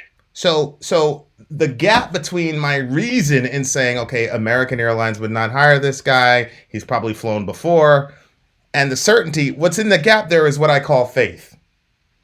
So so when I look at Sori and I say, okay, Sori would never do this to me or would never do that to me, I can't know that for certain, but I've got logical, examples in my life where I can say I could reasonably assume that, right? Right. And so that's what faith is. Jesus never walked around saying, blindly believe me. He said, look what I'm doing. But Jesus knew that that wasn't enough to provide certainty, and that's where faith comes in. And go ahead. My threshold to make that jump is higher, right? So, cause and effect, right? If I drop this water bottle, it will to the ground. I don't know that the next time I do it, it will, but with all of my life experience and I disagree. Knowledge of physics, right? No, I disagree. I don't think that your threshold is higher. Your threshold is just coming from a certain presupposition. That doesn't make it higher. I feel like I require more. No, you require evidence to fit with your presupposition. I guess so. Which by necessity eliminates whole strands of evidence that you won't even consider.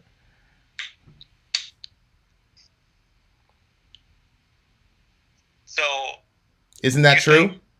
So you think it requires the same amount of faith for me to believe that the next time I let go of this water bottle, it'll fall to the ground as these scriptures and these claims of the supernatural are legitimate? No, I wouldn't say that. I would say what I mean by higher. I think I have more. Well, you gotta let me. to believe. You gotta let me finish because the water bottle thing doesn't have the same ramifications as a resurrection, right? I think it has more. That if we don't believe that, then we can't believe anything. It's cause and effect. No, I would say that your belief that the universe popped into existence and we have consciousness and order without an organizing principle. I would say that level of belief, because that's a faith claim, isn't it? You got faith that that's how everything came about? I have faith that the physicists, they know what they're talking about. So sure, because I haven't done it myself. The physicists can't tell us a damn thing about how consciousness came about. Yeah, sure. I thought you said universe popped into existence. Well, yeah, but it's a similar thing. They can't tell us how we derived life from non-life. Alec, you're a scientist. Talk to me. Have the physicists definitively told us how life sprung from non-life?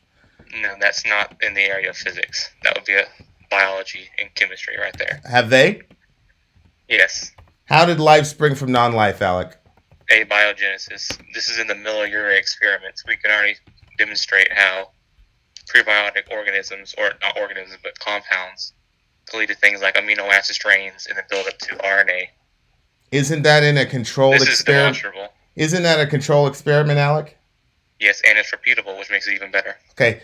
Do we know that when the life sprung from non-life trillions of years ago, or however long it was, that the circumstances in that evidence was there at that specific time? Yes, we control for the circumstances. This is just the basic Miller-Urey experiment.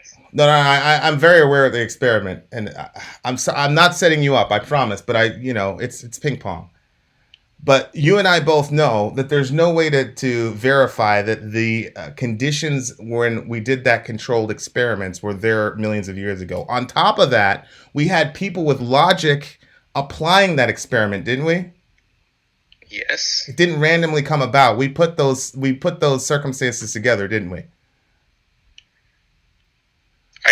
What is the implication there? The implication is we had logical people with forethought, that purposely put a certain situation together in order to get a derived result. Isn't that true? Yes, but I don't think your implication that the beginning of life was a random process is true at all. Okay. So my point is, guys, whether it's a physicist or the biologist or whatever, we have faith that what they're saying is commensurate with reality. Isn't that true? No, I'm not going to agree to that. Well, I'm talking to Adam because Adam seems to be more honest than you, Alec. Can you repeat? And I've studied political science and philosophy. None of this hard science. Okay, what I'm saying is the world as we have it now. You have faith that what these people are telling us is the way that it came about. That it's absolutely true, right? Well, my faith comes from studies that are repeatable. Right, that can yield the same results when repeated. But ultimately, if you call that faith, then I guess so. Which study told us about how consciousness came about? Oh, well, I guess. Well, what do you mean by came about, or what do you mean by consciousness? Like, is a dog conscious? Is that a serious question? Yes. Like, do you believe that a rock has sentience?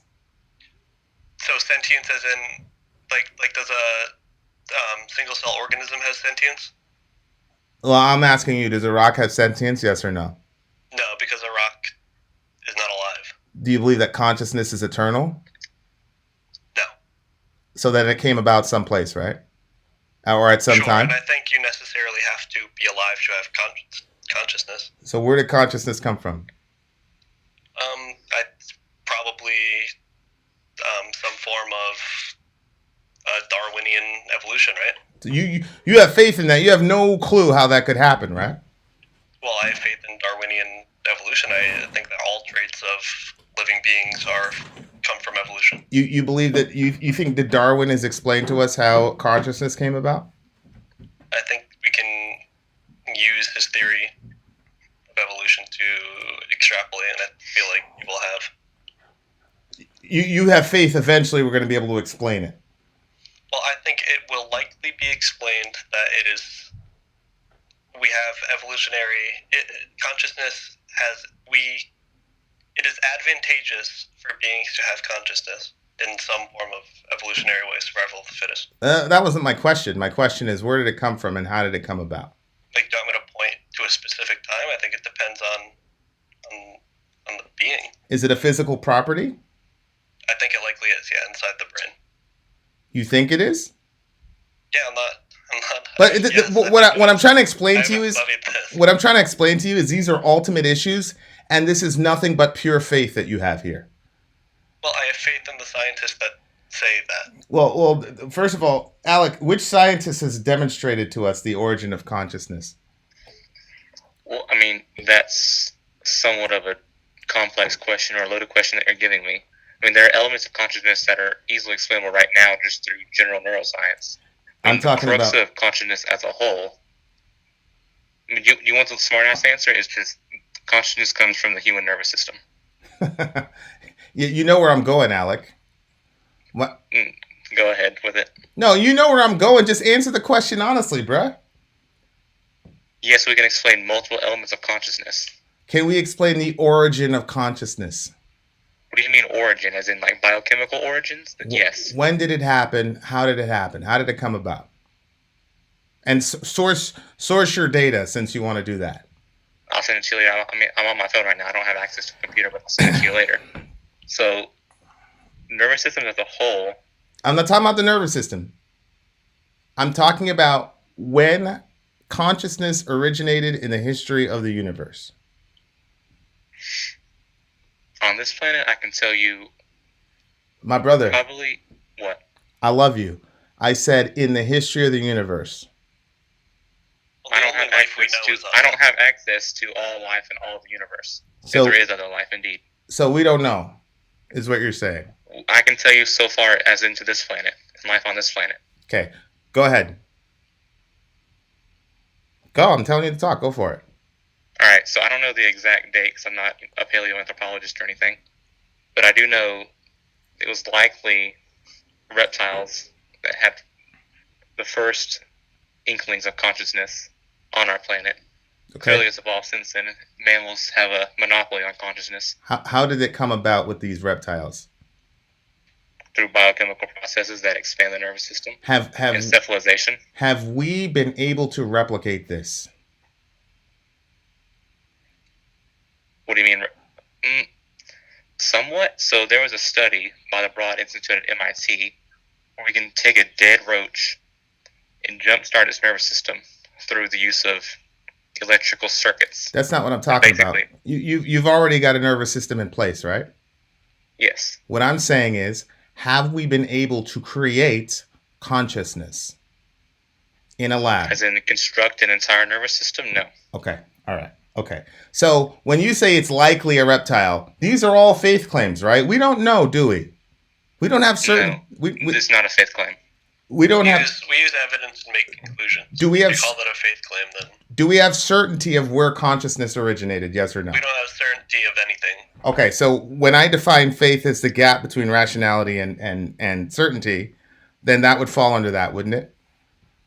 If you want to change the definition of faith, but sure. By that definition. No, what I'm saying is, did you hear what he just said? We've never been able to replicate even the beginnings of how to create consciousness. And you think it's...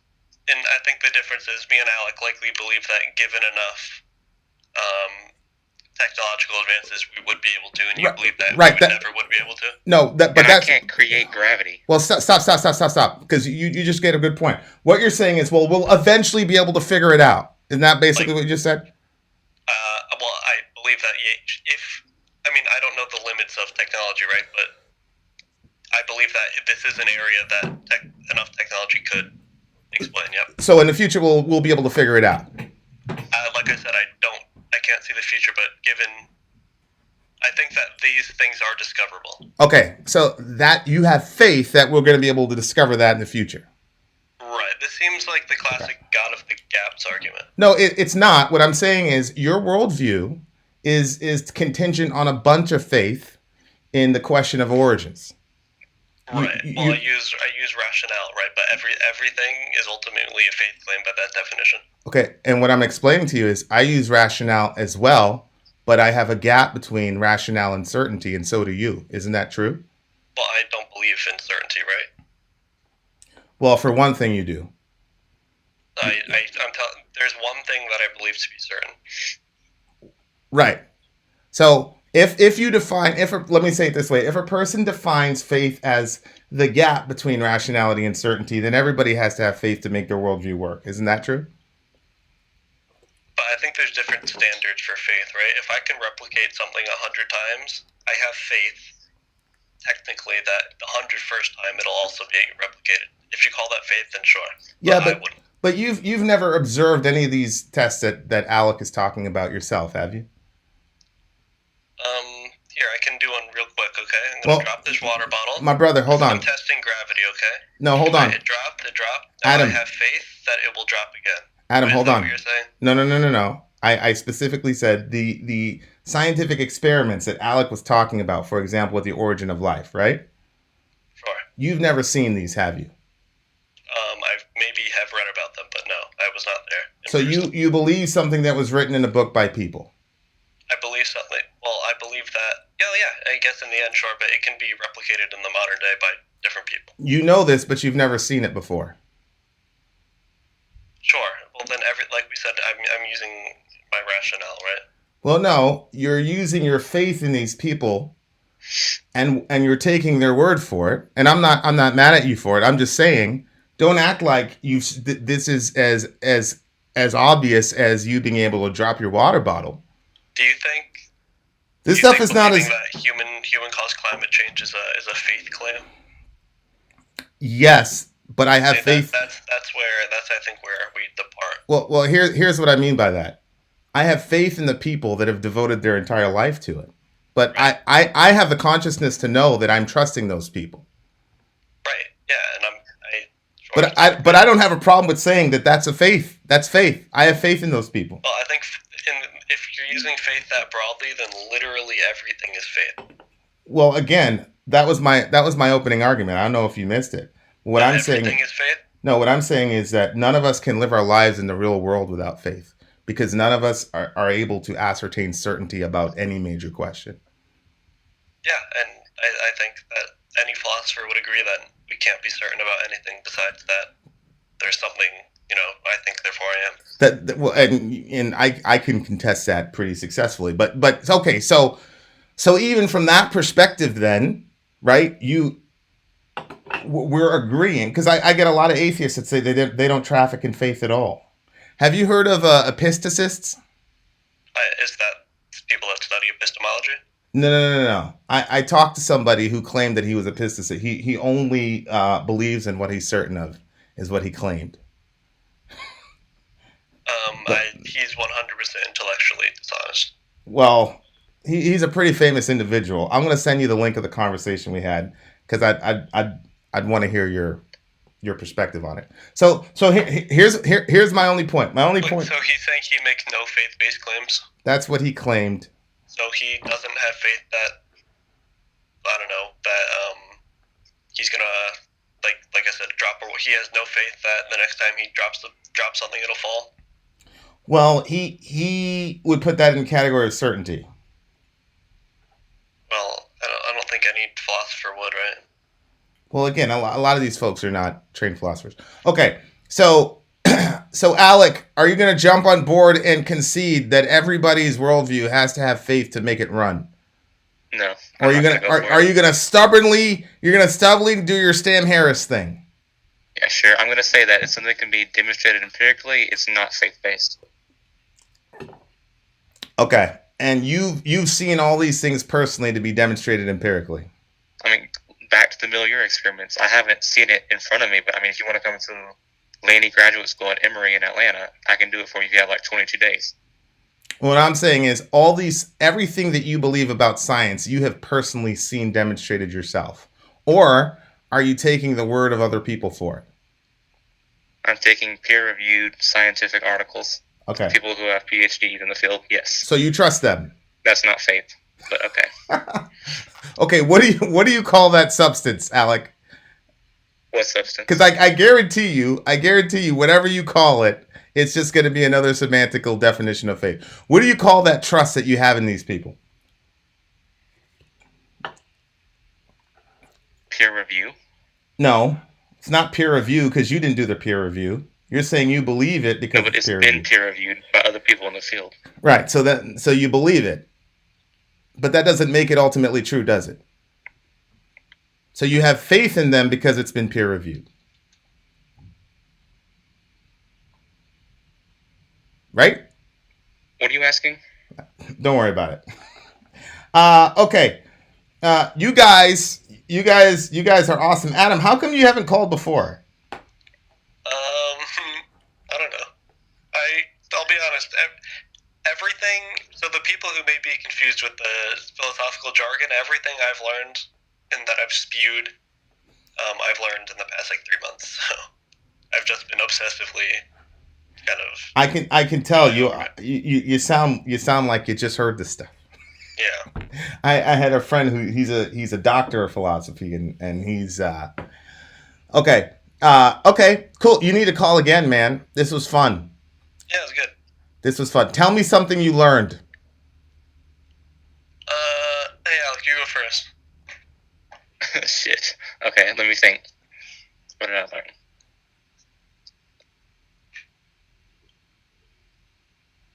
I feel like this is part in the 2016 debates where the moderator asked Hillary and Trump to both say something nice about each other. So, Oh, yeah. I learned a lot of Bible history or Christian history. Yeah, when you two went over that. I mean, I clearly don't study Christian history or a lot of biblical theology, so I learned a lot there.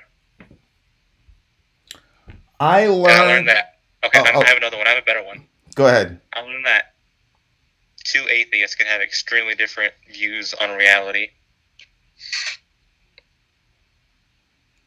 Yeah, that was the biggest thing that I learned was the obviously I respect your intellectual prowess a ton, Alec, and Adam, I respect yours, and so the being able to watch you two have the discussion was very fast because you're both more intelligent than I am. So it was very fascinating watching you two and seeing how, because as Christians, I see Christian intramural debates all the time, and a regular person can get lost in the Christian jargon, especially the more theologically trained they are.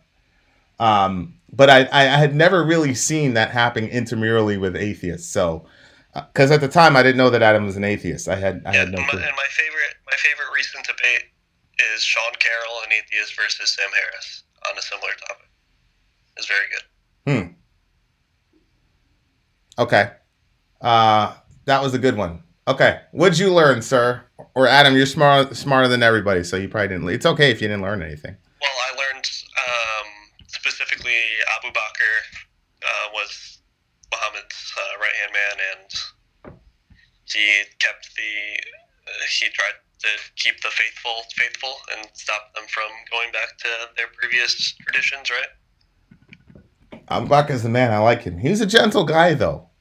Is Abu Bakr al-Baghdadi? Is he named after him? Yes, al-Baghdadi is named after him for sure. Well, that's he should have been named after Umar because Umar was the tough one. Abu Bakr was he was the soft one. All right. Okay. All right, fellas. Let me say one last thing, okay?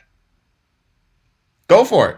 Okay, I feel I'm agreeing with Alec. I feel like the word faith is kind of a charged word because everything is ultimately faith, so I feel like calling it that is kind of vacuous, right? Like, if everything's faith, why even talk about it? Well, I think that it's a recognition, to me that's semantical. I mean, it's a recognition that we don't have certainty. Like, am I not certain? Would you say you're certain that gravity exists and functions and cause and effect? Would you say you're certain of that? Because I don't know. By your definition, it seems to be a faith claim at that point. No, what I'm talking about is ultimate issues. That's why I said I'm not really concerned about the water bottle. So I think that there are things we could probably have certainty about. Like, for example, if there's a fire, I'm pretty certain that if I put my hand in that fire, it's going to suck. And you don't think that's a presupposition that the laws of nature will continue to work then? Like, that's not faith? Sure. No. That's fine. But to make the analogy between that and the origin of consciousness or something like that is a ridiculous analogy to me. I mean, we're talking about, well, maybe there is a reptile somewhere and blah, blah, blah. That's not how we talk about gravity or fire or anything like that. I mean, but it is. Do you believe in evolution? Alec is supposed to school me in Well, do you believe in the basic tenets of Darwinian evolution? I don't know enough about that to comment on it. I mean, I'm a free agent with that stuff. I don't like talking about things that I'm not definitive about. Sure. But well, do you maybe not Darwinian specifically, but do you think that you believe in a survival of the fittest, certain traits that can produce the most offspring? You understand the biology in that, right? Well, the sure. Genealogy. Sure. Right. Well, Christians, some X amount of hundreds of years ago, would maybe do the same thing you're telling me now about the origin of consciousness. No, well, see, they're saying these are things that can never be discovered. How can you? This is all faith, right? Well, my brother, I never said that they could never be discovered. What I said was, you're not certain, and you can only rely on faith to believe that folks will be able to explain that. Furthermore, what people are saying happened 10 trillion years ago or whatever. The conditions of the universe 10 trillion years ago is a completely... There is no way you can tell me with absolute certainty that you know everything that was going on in the universe billions of years ago. Like, are you saying that? I'm saying that if scientists say they can, then I believe that they can. Okay, right there, when you said I believe that they can, yep. You're admitting that you have faith in the scientists. Do you believe that when you put your hand on a stove, it'll burn? That's something that I can see myself. I don't have to take anybody's word for it. It's the same thing. This is the thing why I think these analogies are crazy. I can do the water bottle thing myself, but when these scientists tell me what the condition of the you can do it yourself, but you can't ever, without presupposition, think that it will continue to work like that. Well, I agree with you there. Hold on for a second. When the scientist tells you what the condition of the universe was 100 billion years ago, that is not something you can personally test yourself. Well, if I learned it and learned the math and thought the math was consistent, then I would. That's a big if, but you're not going to do that, right? You're just going to believe what they have to say, right? Yeah, that's likely. Okay, so I don't think they're lying. So the analogy between that and dropping the bottle is just, it doesn't follow. Cause and effect is great. I'm with it, but what's happening is inherently a presupposition, right? No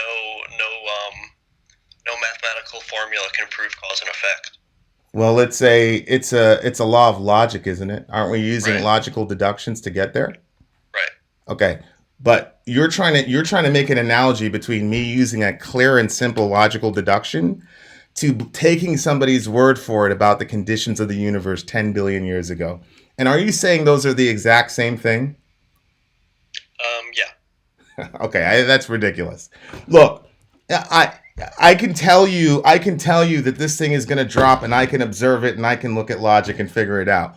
When somebody's telling me the conditions of what the world were 10 billion years ago, what they're saying is, look, I studied this for X amount of years. Just believe me because I know more than you. Now, they could be right or wrong, but that's not the same thing as me. Isn't that every aspect of science then, right? No, it's not, because, again, I can do this myself. I can't do the 10 billion years thing, and neither can you. There's someone? We just have to believe them. Do you think they're being, like, malicious? No. Hold on. I'm not saying whether or not they're right or wrong. What I'm saying is to make an analogy between what happened 10 billion years ago and the knowledge that I can have by doing an experiment myself is simply logical. I'm not saying that this is only based on your lack of knowledge in the field of physics. No, the only thing holding you back. No. What I'm saying is you're putting your faith in these scientists, correct? I mean, I in your definition, sure, but I have such a high degree of certainty that I wouldn't call it faith. You have a high degree of certainty for something that you've never seen before in your life. Right, like I've never experienced myself the test for Einstein's general relativity, right? I believe it exists. My brother, I'm not saying whether or not they're right or wrong. What I'm saying is whether I believe they're right or wrong is a matter of belief. Because they weren't back there 10,000 years ago. Or 10 billion years ago. Right, well, we can say the same with Einstein, right? His was all theoretical. He was just writing numbers on a board, and we've seen pretty much every single claim come to fruition. Right, but how do we know that the conditions of the universe now that we're using to measure things were the exact same conditions 10 billion years ago? Yeah, I mean... We don't know that, do we? No, but if this, like I said, if scientists believe it and they have peer-reviewed research that can be replicated in certain conditions to back it up, then sure, I believe it. Okay, so what you're saying is you believe in a magisterial authority that tells you about what happened 10 billion years ago. Now, again, all I'm saying is that is a matter of faith. You believe in those people. Right, well, I have some fundamental knowledge of how math works, right? I'm not completely alien to me, right? I'm not talking about math, brother. What I'm saying is... I mean, that's what they're using. No, they're using presuppositions. You know very well they're using presuppositions. Alec, come in here. How do we know that the conditions that the universe are in right now that we're using to measure things were exactly the state that they were 10 billion years ago? Are you asking me if physical laws that we observe now have always been the way that they are? I'm asking you about uniformitarianism. All right, so that is the same thing. So if uniformitarianism did not hold constant, we would not observe reality in the same way that we do today, meaning that the predictions that we make now with our current scientific models would not hold up because we make them based on past evidence. What past evidence could we have gotten from 10 billion years ago? So I'll speak briefly on the Big Bang Theory because I think this is centered around physics right now. Okay. So I'm clearly not a physicist, but I can know just from a slight understanding or reading of the Big Bang Theory that it is at the very worst a very good model for explaining a lot of physical things we observe in the universe, such as the expansion and distribution of elements in the universe, cosmic background radiation, redshifting of galaxies. How do we know the isotropy and homogeneity of the universe? How do we know that it was shifting at the same rate as we're measuring it now? Repeat that one time. I'm not trying to be semantic. I just really can't hear. No, I don't think you are. How do we know? I just couldn't hear you. Like for example, the expansion of things in the universe, right? How do we know that the rates that we're using to measure expansion and going back billions of years, how do we know that they were going at that same rate 10 billion years ago? Because if they weren't going at the same rate, they would have to be going faster. Yeah. If they're going faster than the speeds that they're going at now, they would be going at superluminal speeds, which means faster than the speed of light. And matter cannot move faster than photons. How do we know, Alec, that the rate that they were going at were at the exact same rates that we're using to measure? Let me ask you a question. Let me ask you a different way. Aren't there certain assumptions about our units of measuring that we're using to go backwards 10 billion years? There are restrictions on mathematical foundations, yes. Okay. And can we know for certain that the application of said restrictions in our measurements held true 10 billion years ago? We can know with a certain confidence interval that they are. You have a confidence interval. Is that what you just said? Okay. Yes. Pretty high one, right? Yes. Confidence. What does the word confidence mean? Does confidence mean certainty? We can say with, 97% certainty, yes. Can you... when you say 97%, you've just destroyed the term certainty. Certainty is not 97%. You know that. In this context, it is. No, you're changing the meaning of the word because you don't want to admit. I'm giving you the mathematical definition of a confidence interval. I'm not changing the definition. Well, a confidence interval means that we can likely assume that it would be X way 10 billion years ago. Right? For certain properties, yes. Okay. So that's not certainty. You're saying we can logically assume, based on the data that we have, that it was this way 10 billion years ago. Why are you making... It is certainty in the context of statistical mathematics. I'm not changing the definition here. 95% confidence interval or something, right? I'm not sure for what exact. First of all, we're talking about here in physics. I don't study physics that much. Okay, look, when you talk about 95% confidence, fellas, I mean, think this through logically. If for example, I were to say to you, look, if you were to jump out of this plane, you've got a 95% chance of surviving. Would you do it? Do I get a because reward? The ramifications are pretty bad. If someone said, I'm agreeing. I'm there's a agreeing. 95% chance. I'm agreeing. I'm agreeing with you. So a 5% error over 10 billion years could skew us all over the place, couldn't it? I don't think it has, though. No, it could skew us 5%. Not all over the place. Oh, okay. It could skew us 5% over 10 billion years. So what you just said to me is we don't really know with certainty the conditions of the universe 10 billion years ago. What would you consider? Hold on. I just want to talk to the scientist for a second. I'll get back to you in a second, Adam. Because Adam, you're the philosopher. He's a scientist. So Alec, so we don't know with certainty the condition of the universe 10 billion years ago. So, in that regard, we could say something like, we know with 95% certainty where approximate element distribution would occur in the expansion of the universe, or the primordial universe. Okay, so that's your way of answering. Yes, that's the way a physicist would answer that question. That's your best 95%. Sure. It's good, but it's not 100, is it? No. Okay. But it's better than 0. I'm agreeing with you. That's what I said.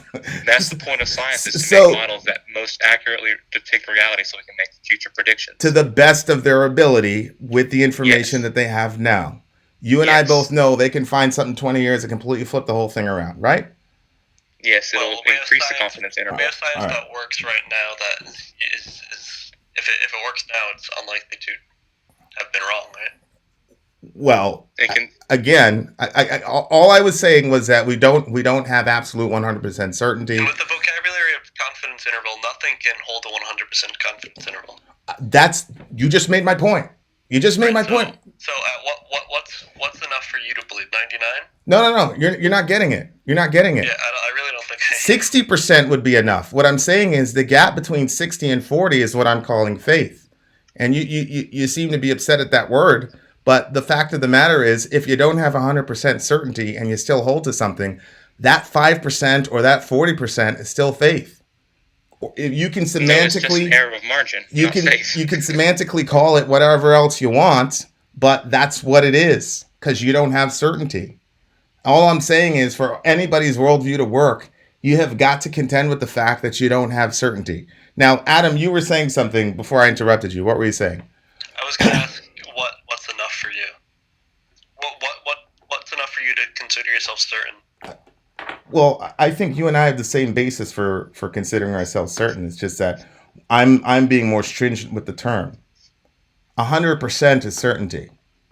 Now, look, I am. Would you agree if I say nothing can be 100% certain, right? Well, are you 100% certain of that statement? Let me say it this way. I am certain that Jesus rose from the dead, right? But I know that I'm part of the Christian faith because if I'm just using mathematics and logic, I can't know that certainly.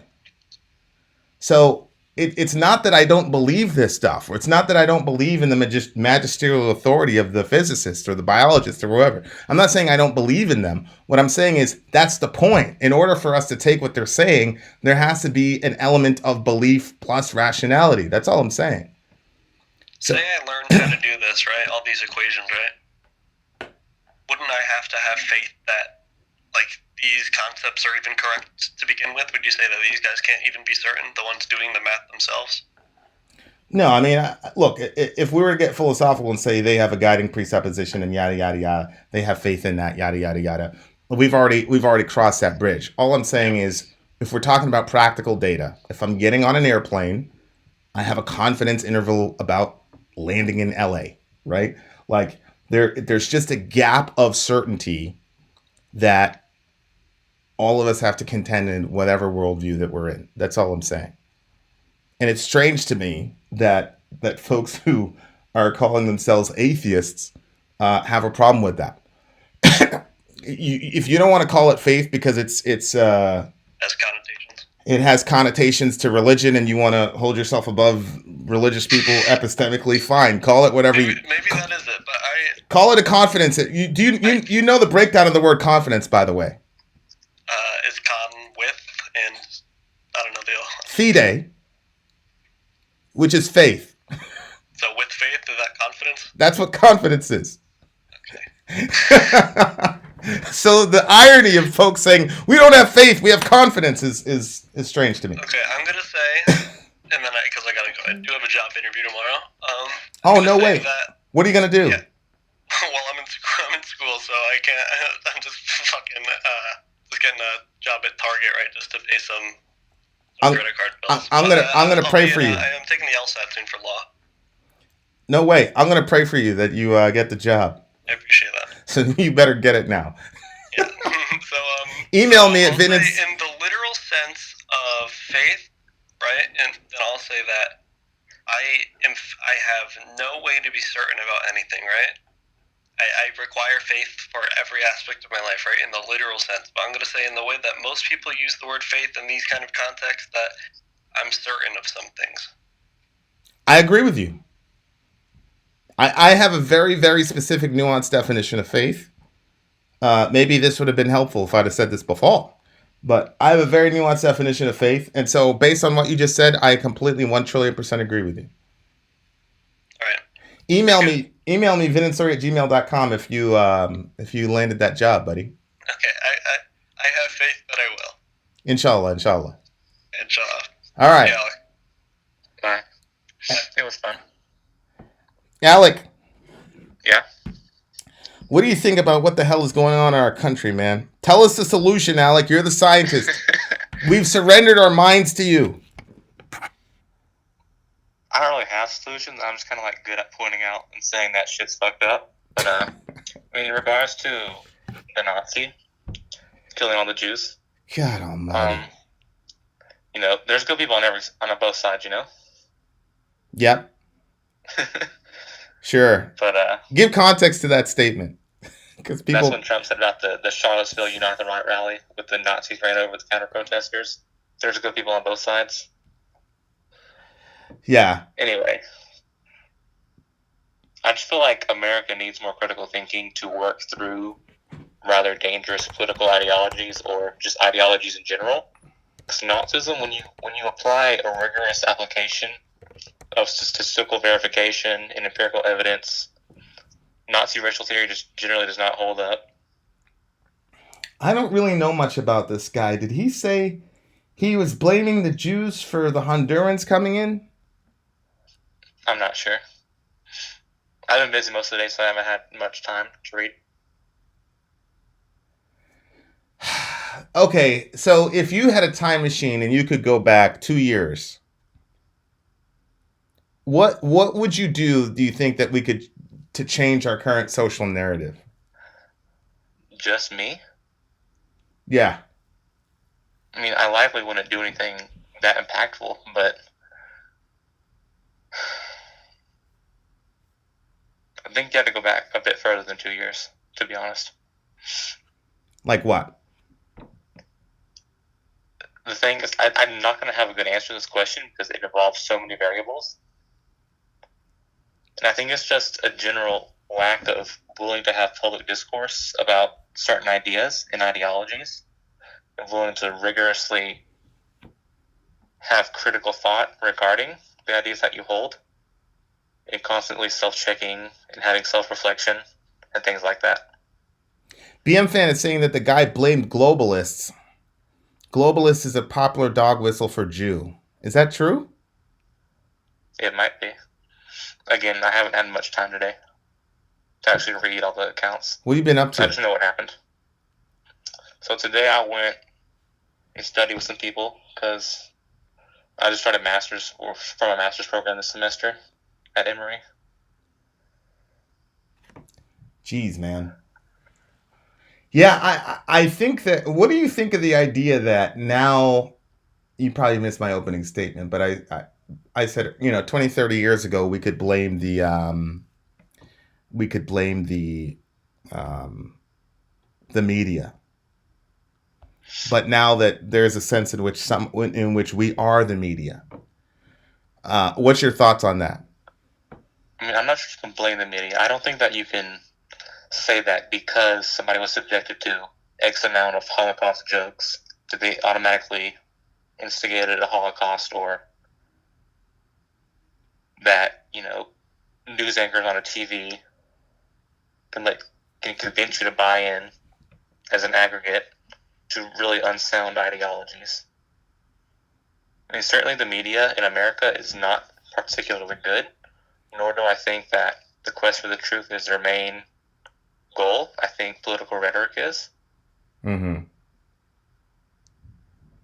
But again, this is really not my domain. Like, I'm not a sociologist or a political commentator by any stretch of those words. So everything I say in this regard is a grain of salt. Yeah, it's just crazy to me that the immediate, the instinct is to blame the other side. The rights are blaming the lefts and vice versa. And there doesn't seem to be, you texted me earlier and said, we're both fucked. Like both sides. It doesn't seem to be a lot of self-awareness that like both sides have contributed to a pretty crazy environment right now. Yeah, so I'm seeing today things like both sides on the left and the right are blaming the other for, instigating a hostile political environment. That's the allegations both sides are making. I mean, they're both to some degree bringing evidence to the table. Of course, they're not willing to admit that their side is doing it as well, to a large degree. Yeah. Yeah, it's pretty crazy. Let me ask you this question. When Trump got elected, then I'll let you go because I know you got to do other stuff.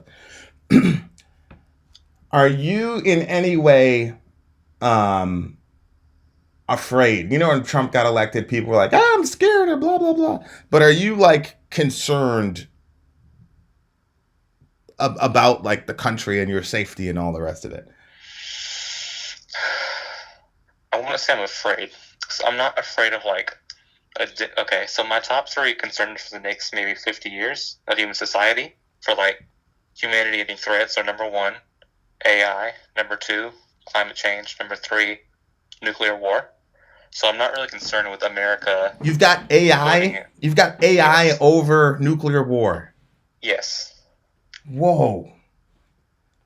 Literally? Yes. Okay, now I'm a little nervous because if you're worried about it, why? That's going to be a long story. We can go into that another night. Just because I do have to go in 4 or 5 minutes. AI? Yes. Jeez, we're going to have to have like an all-day discussion, bruh. You break down a lot of this stuff to me because we got problems. So you got AI over nukes? Yes. Okay, so then... Okay, my idea there is that we've had nukes as a world for about, 80 years now as a global thing. We've only used them once, and it's been us who's used them on other people. So we've been able to go 80 years with just one incident of using nukes. So, and clearly I don't think there's any direct signs that we're going to be nuking each other within the next, 5 to 10 years. No clear present signs of danger there, I don't think. So I have AI right now. Okay. All right. No, that's fair. Okay, so you got AI. What was the second one? Climate change. 50 years? Yeah. What's like the biggest doomsday? Because Al Gore said a bunch of shit was going to happen by this time. It didn't happen, Alec. Well, Al Gore's not. So I have a hard time convincing my religious right people that this is like really an issue. I mean, Al Gore's not a scientist. Don't take his word on science. All right. That's fair. So what do you think, like, realistically is a doomsday sort of, like a realistic doomsday thing that we could really fuck up due to climate change? Ever decreasing supplies of groundwater, general malnutrition due to global famines. We're having more things like destructive natural phenomena, like earthquakes. So the incidence of earthquakes, tsunamis have gone up in the past 50 years. by a magnitude of, I believe, around 4.5. And of course, some of this is just not anthropogenic. I mean, I'm not one of those people who think that all climate change is anthropogenic, which seems to be a common Anthropogenic means that we did it. Human-made. Yes, Okay. that seems to be a common misconception. Well, yeah, I mean that's some of the problem is that the right-wing people jump on the fact that it's not all, anthropogenic, and they go, "Say that's what the liberals are saying," which is a straw man, but it's not a straw man because a lot of liberals say it that way. Yeah, and I'm not an advocate or someone who's afraid of Malthusian overpopulation currently, but as we run out of less farmable land and less fertile lands, and the world is getting more desertous, so desertification is happening at an increasing rate in the world. So we get less usable land to grow crops, and we're always going to have an increasing human population. And it's just like standard biology to know that all closed systems have a carrying capacity. Shit. Okay, so we got the climate change that's messing with crops and water. So it's not that we have an overpopulation problem in the sense of like we don't have space, but we're killing our basic resources for life. I mean, shit. We're going to generally reduce our supply of resources, but increase our population on a global scale. I'm not saying it's going to be a problem anytime soon. And we can talk about futures. I mean, it ends up looking kind of bleak because we do have renewable energy sources. Because, I mean, we're going to run out of oil in the world at some point. Because oil takes a long-ass time to form. Yeah, but don't you have faith that we'll figure out another energy source, like, before that? Well, we're always looking for new energy sources, but the thing is, like, a lot of renewable energy sources require rare earth metals and alkali metals to make. So things like palladium, vanadium, rubidium to put in the generators and the core processors for these things, like wind turbines and hydroelectric generators. So these metals are in very small quantities in the world, and they're very expensive, and they're almost always in conflict zones like Sierra Leone and Chad and Niger. So they're always difficult to get to. Okay, then isn't the climate change thing a bigger issue than AI? Like, do we have the real technology to make like a Terminator 2 situation yet? Well, I think the issue to solving climate change will be a lot easier and more easily applied than if we invent super intelligent AI. So things like drought-resistant crops, higher yields in crops for food through genetic engineering, we're already doing that. We're making more nutritious food, we're making higher yields of food, and we're making food easier to grow in harsh environments, which has been a really good way to combat things like desertification in Africa. So like golden rice. So I believe it's in Laos and Cambodia where a lot of the rice there, a lot of the children have things like cataracts in their eyes because they don't get enough vitamin D and vitamin A in their diets. So we have a GMO called golden rice that we introduced to Laos and Cambodia, and it naturally just produces proteins that get metabolized into vitamins A, D, E, and K once ingested, and we basically did away with childhood cataracts and childhood, I don't think it might be rickets. This is a study I read like a few years ago, so I don't know exactly what the second one was. I believe it was reduction in general cataracts and in rickets in children. Okay, so we can figure that shit out, but if we do AI, then we're screwed. Likely. There's no going back for that. So when you talk about AI, you're talking about we come up with a machine that becomes aware of itself. Yes, this is very likely. If that has not already occurred. What do you mean hasn't already occurred? Well, I don't know. So like you're talking about a machine that knows that it's a machine and then has a mind of its own and a will of its own. Well, we already have machines that can read and write its own code. So it can alter its own code already. So when you say that a machine that becomes aware of itself, if a machine can read and write its own code, and make alterations to its own leisure, that's, by my interpretation, that's some level of self-awareness to like a very low degree, I think. Why would why would we even want to invent something like that? Because it has very useful applications. Yeah, if you can control it. Well, that'll be the issue. Yeah.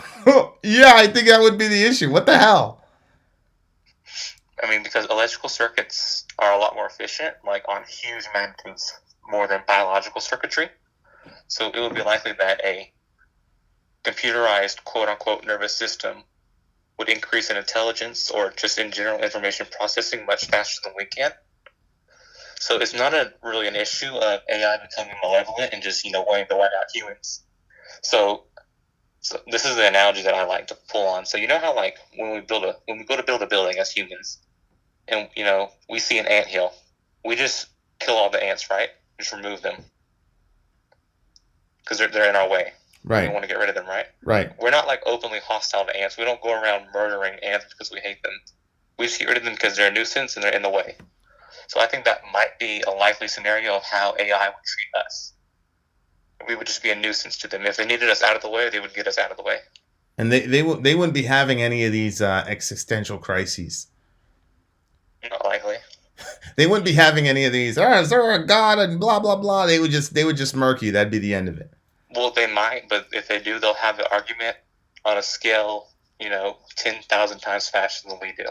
Just because that's how much more quickly physical electrical circuits process than biological ones. Zonia, you work in machine learning? What the hell? Okay, so Zonia works in machine learning. How all these smart people come to our village, Alec? It's because of you. Cool, yeah.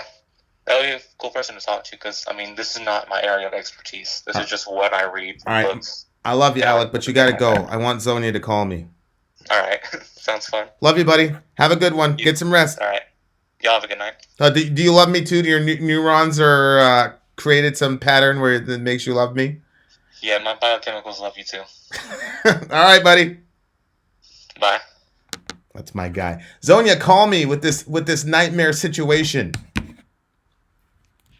Zonia, you're gonna call and we're gonna convince you not to make these machines learn. What's wrong with you?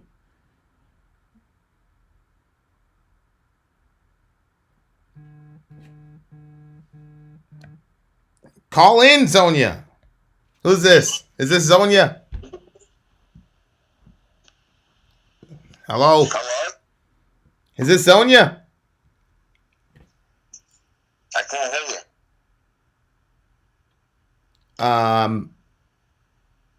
Hello. Who's this? Anthony. What's up, buddy? Not much, man. I gotta get you on speakerphone. How do I do this? You just put it on speaker on your phone. Yeah, I'm trying.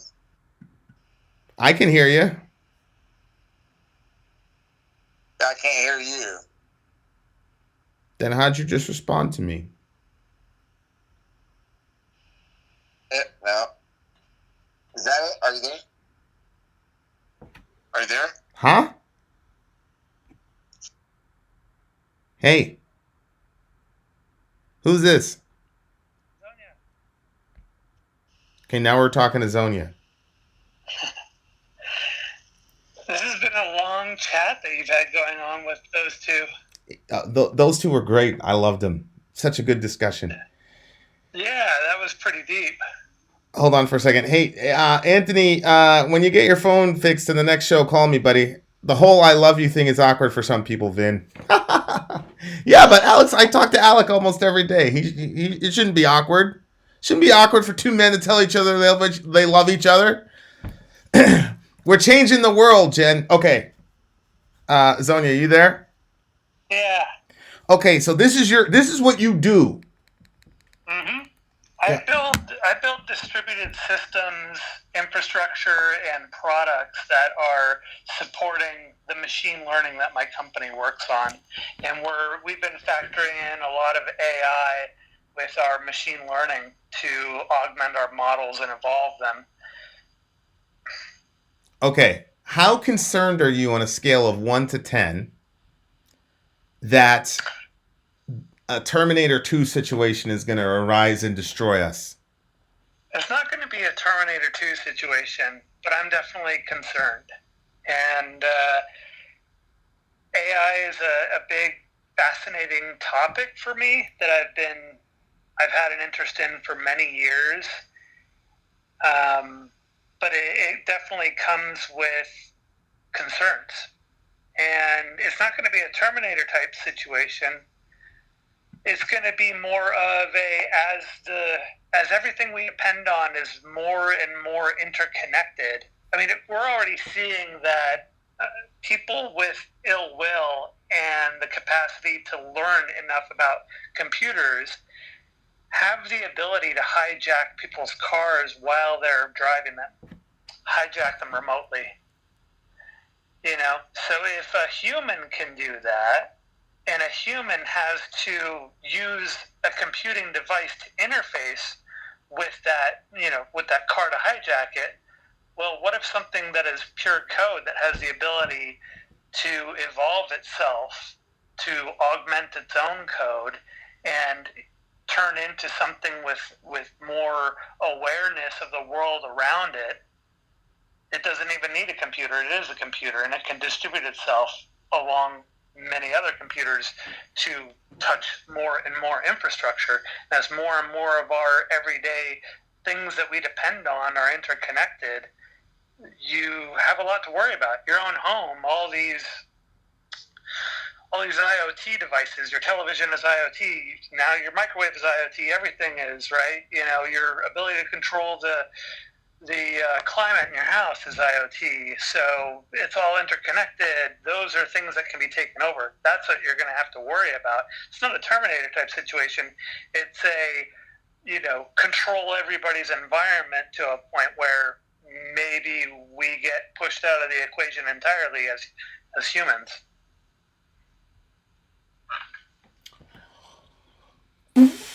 Okay, so give me a timeline when this horrible situation could come about.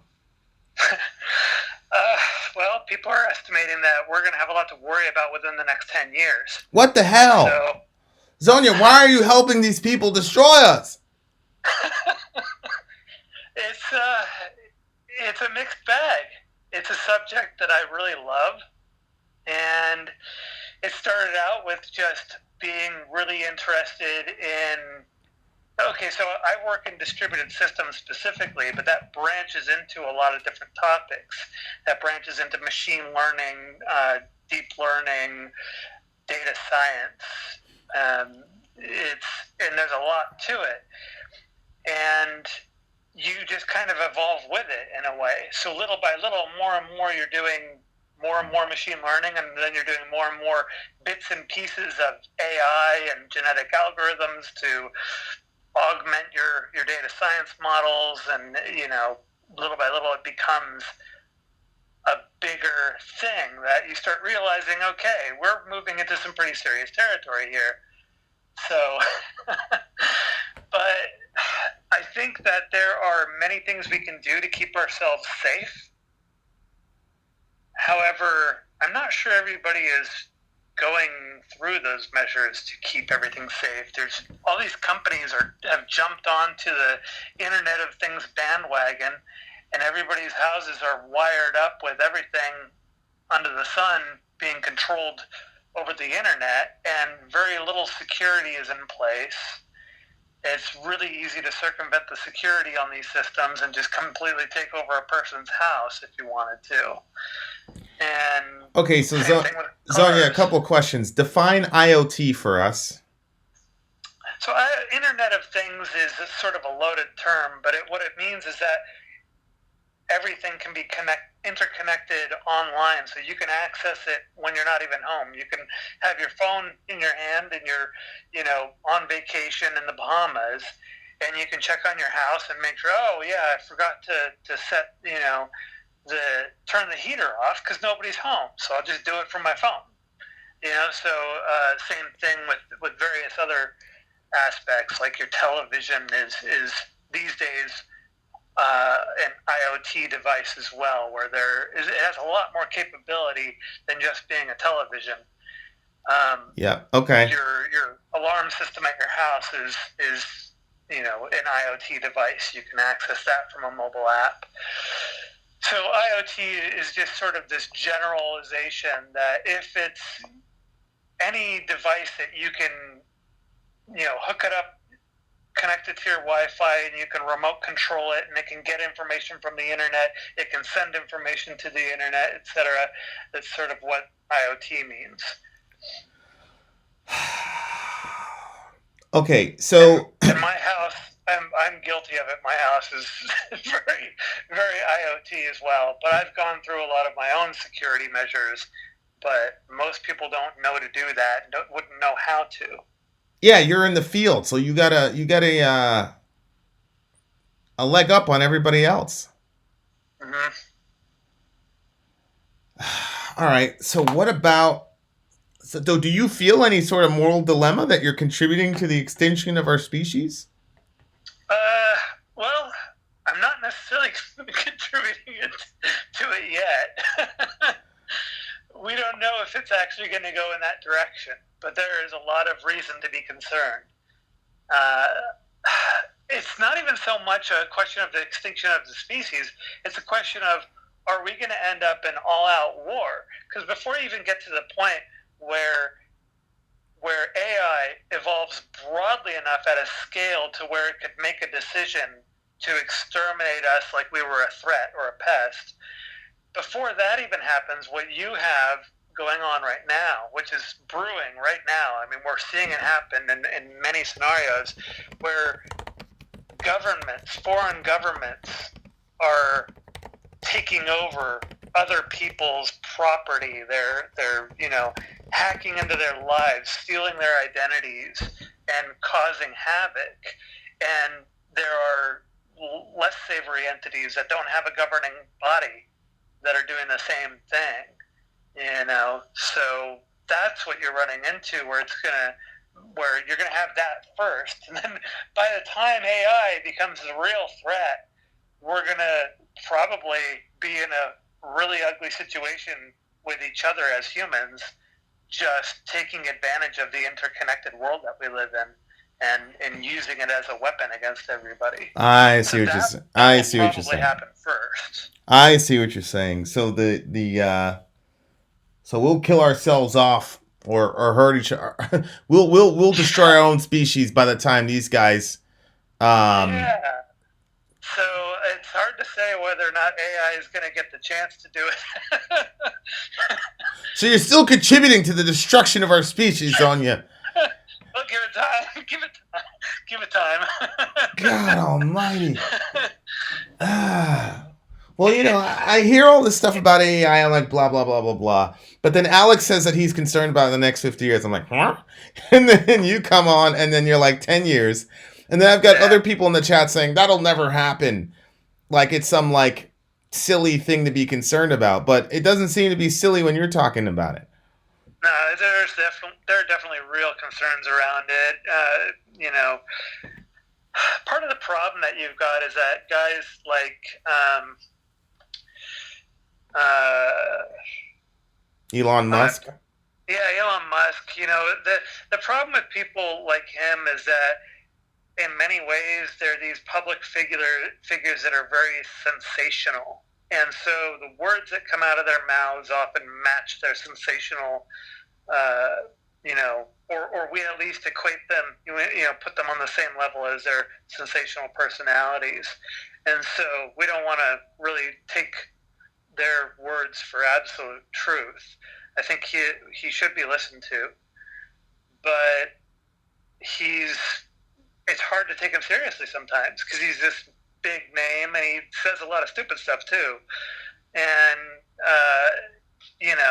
so you look at what he says and you go and you say, well, he's just, he's a big sensational guy. I'm not going to take him too seriously. And I think that's what a lot of people look at. They look at it like these things like they're almost, right out of the movies. But in many ways, oftentimes the people who are making movies are sitting at home thinking about a lot of things and, thinking about them over and over again and looking at the history of humanity and the directions that we go with the things that we invent. For example, nuclear power leading to the bombs that we've dropped on Hiroshima and Nagasaki, right? And our, long run of the Cold War and being at the risk of mutually assured annihilation. So, I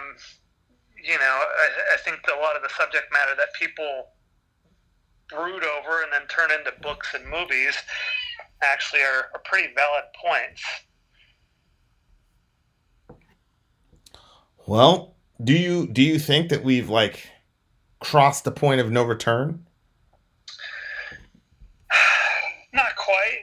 We're getting there.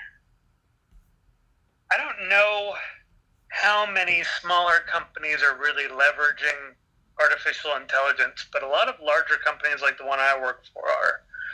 So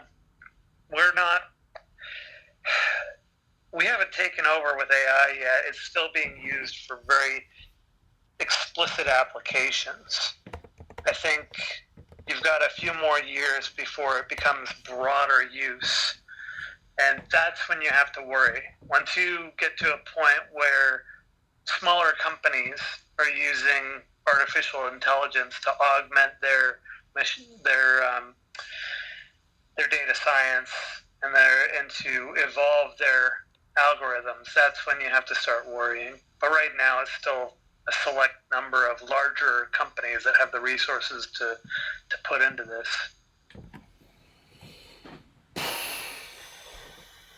So I'd say give it another, based on the rate of adoption of things like distributed systems that I've seen and data science, I'd say give it another 5 years, and that's when you're going to have a broad adoption across the scope of companies.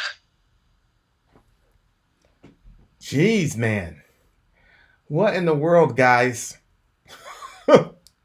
This is some scary shit. So, would you agree with Alec that you would put this above climate change? See, I had climate change as number. I see climate change as being a really big risk for us, and I put that as number one in my bag of concerns. See, I had climate change as number one. Alec put AI as number one. Is AI number two for you? I think AI is number two for me. It's definitely something I think about on a daily basis, and I think about climate change on a daily basis. So both of those are very valid concerns for me. But climate change, I think, is a lot worse. We're in a really bad situation right now where we're going to have a lot of difficulty acquiring the food that we need. I'm a vegetarian, so I don't eat meat.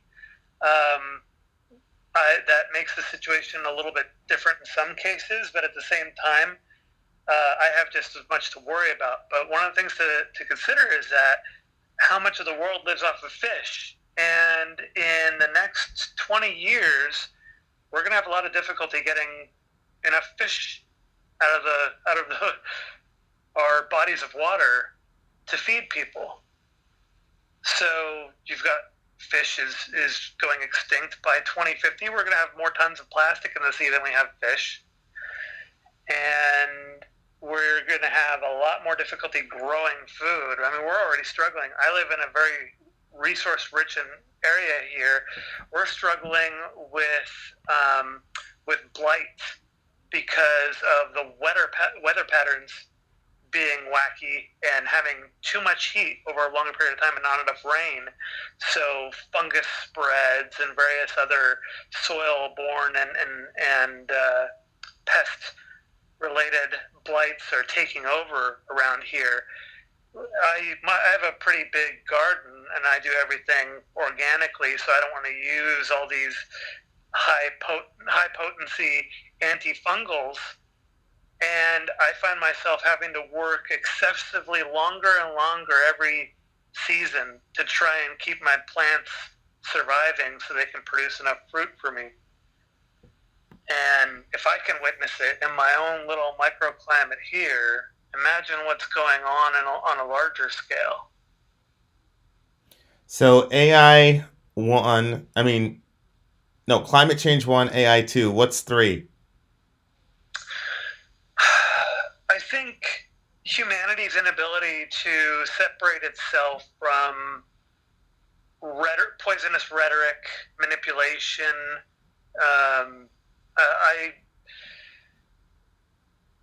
People are becoming very divisive. There's a growing chasm between ideologies. People are not as civil. See, and that's I see that as being a major problem for us. one for me. Climate change is 2, and then I didn't even have AI as 3. But I'm very, very concerned with what the hell is going on in the world where people can't talk to each other. I mean, as I've demonstrated, obviously, I don't have a problem with stridently disagreeing with people. But Yeah. What the hell? We're killing each other.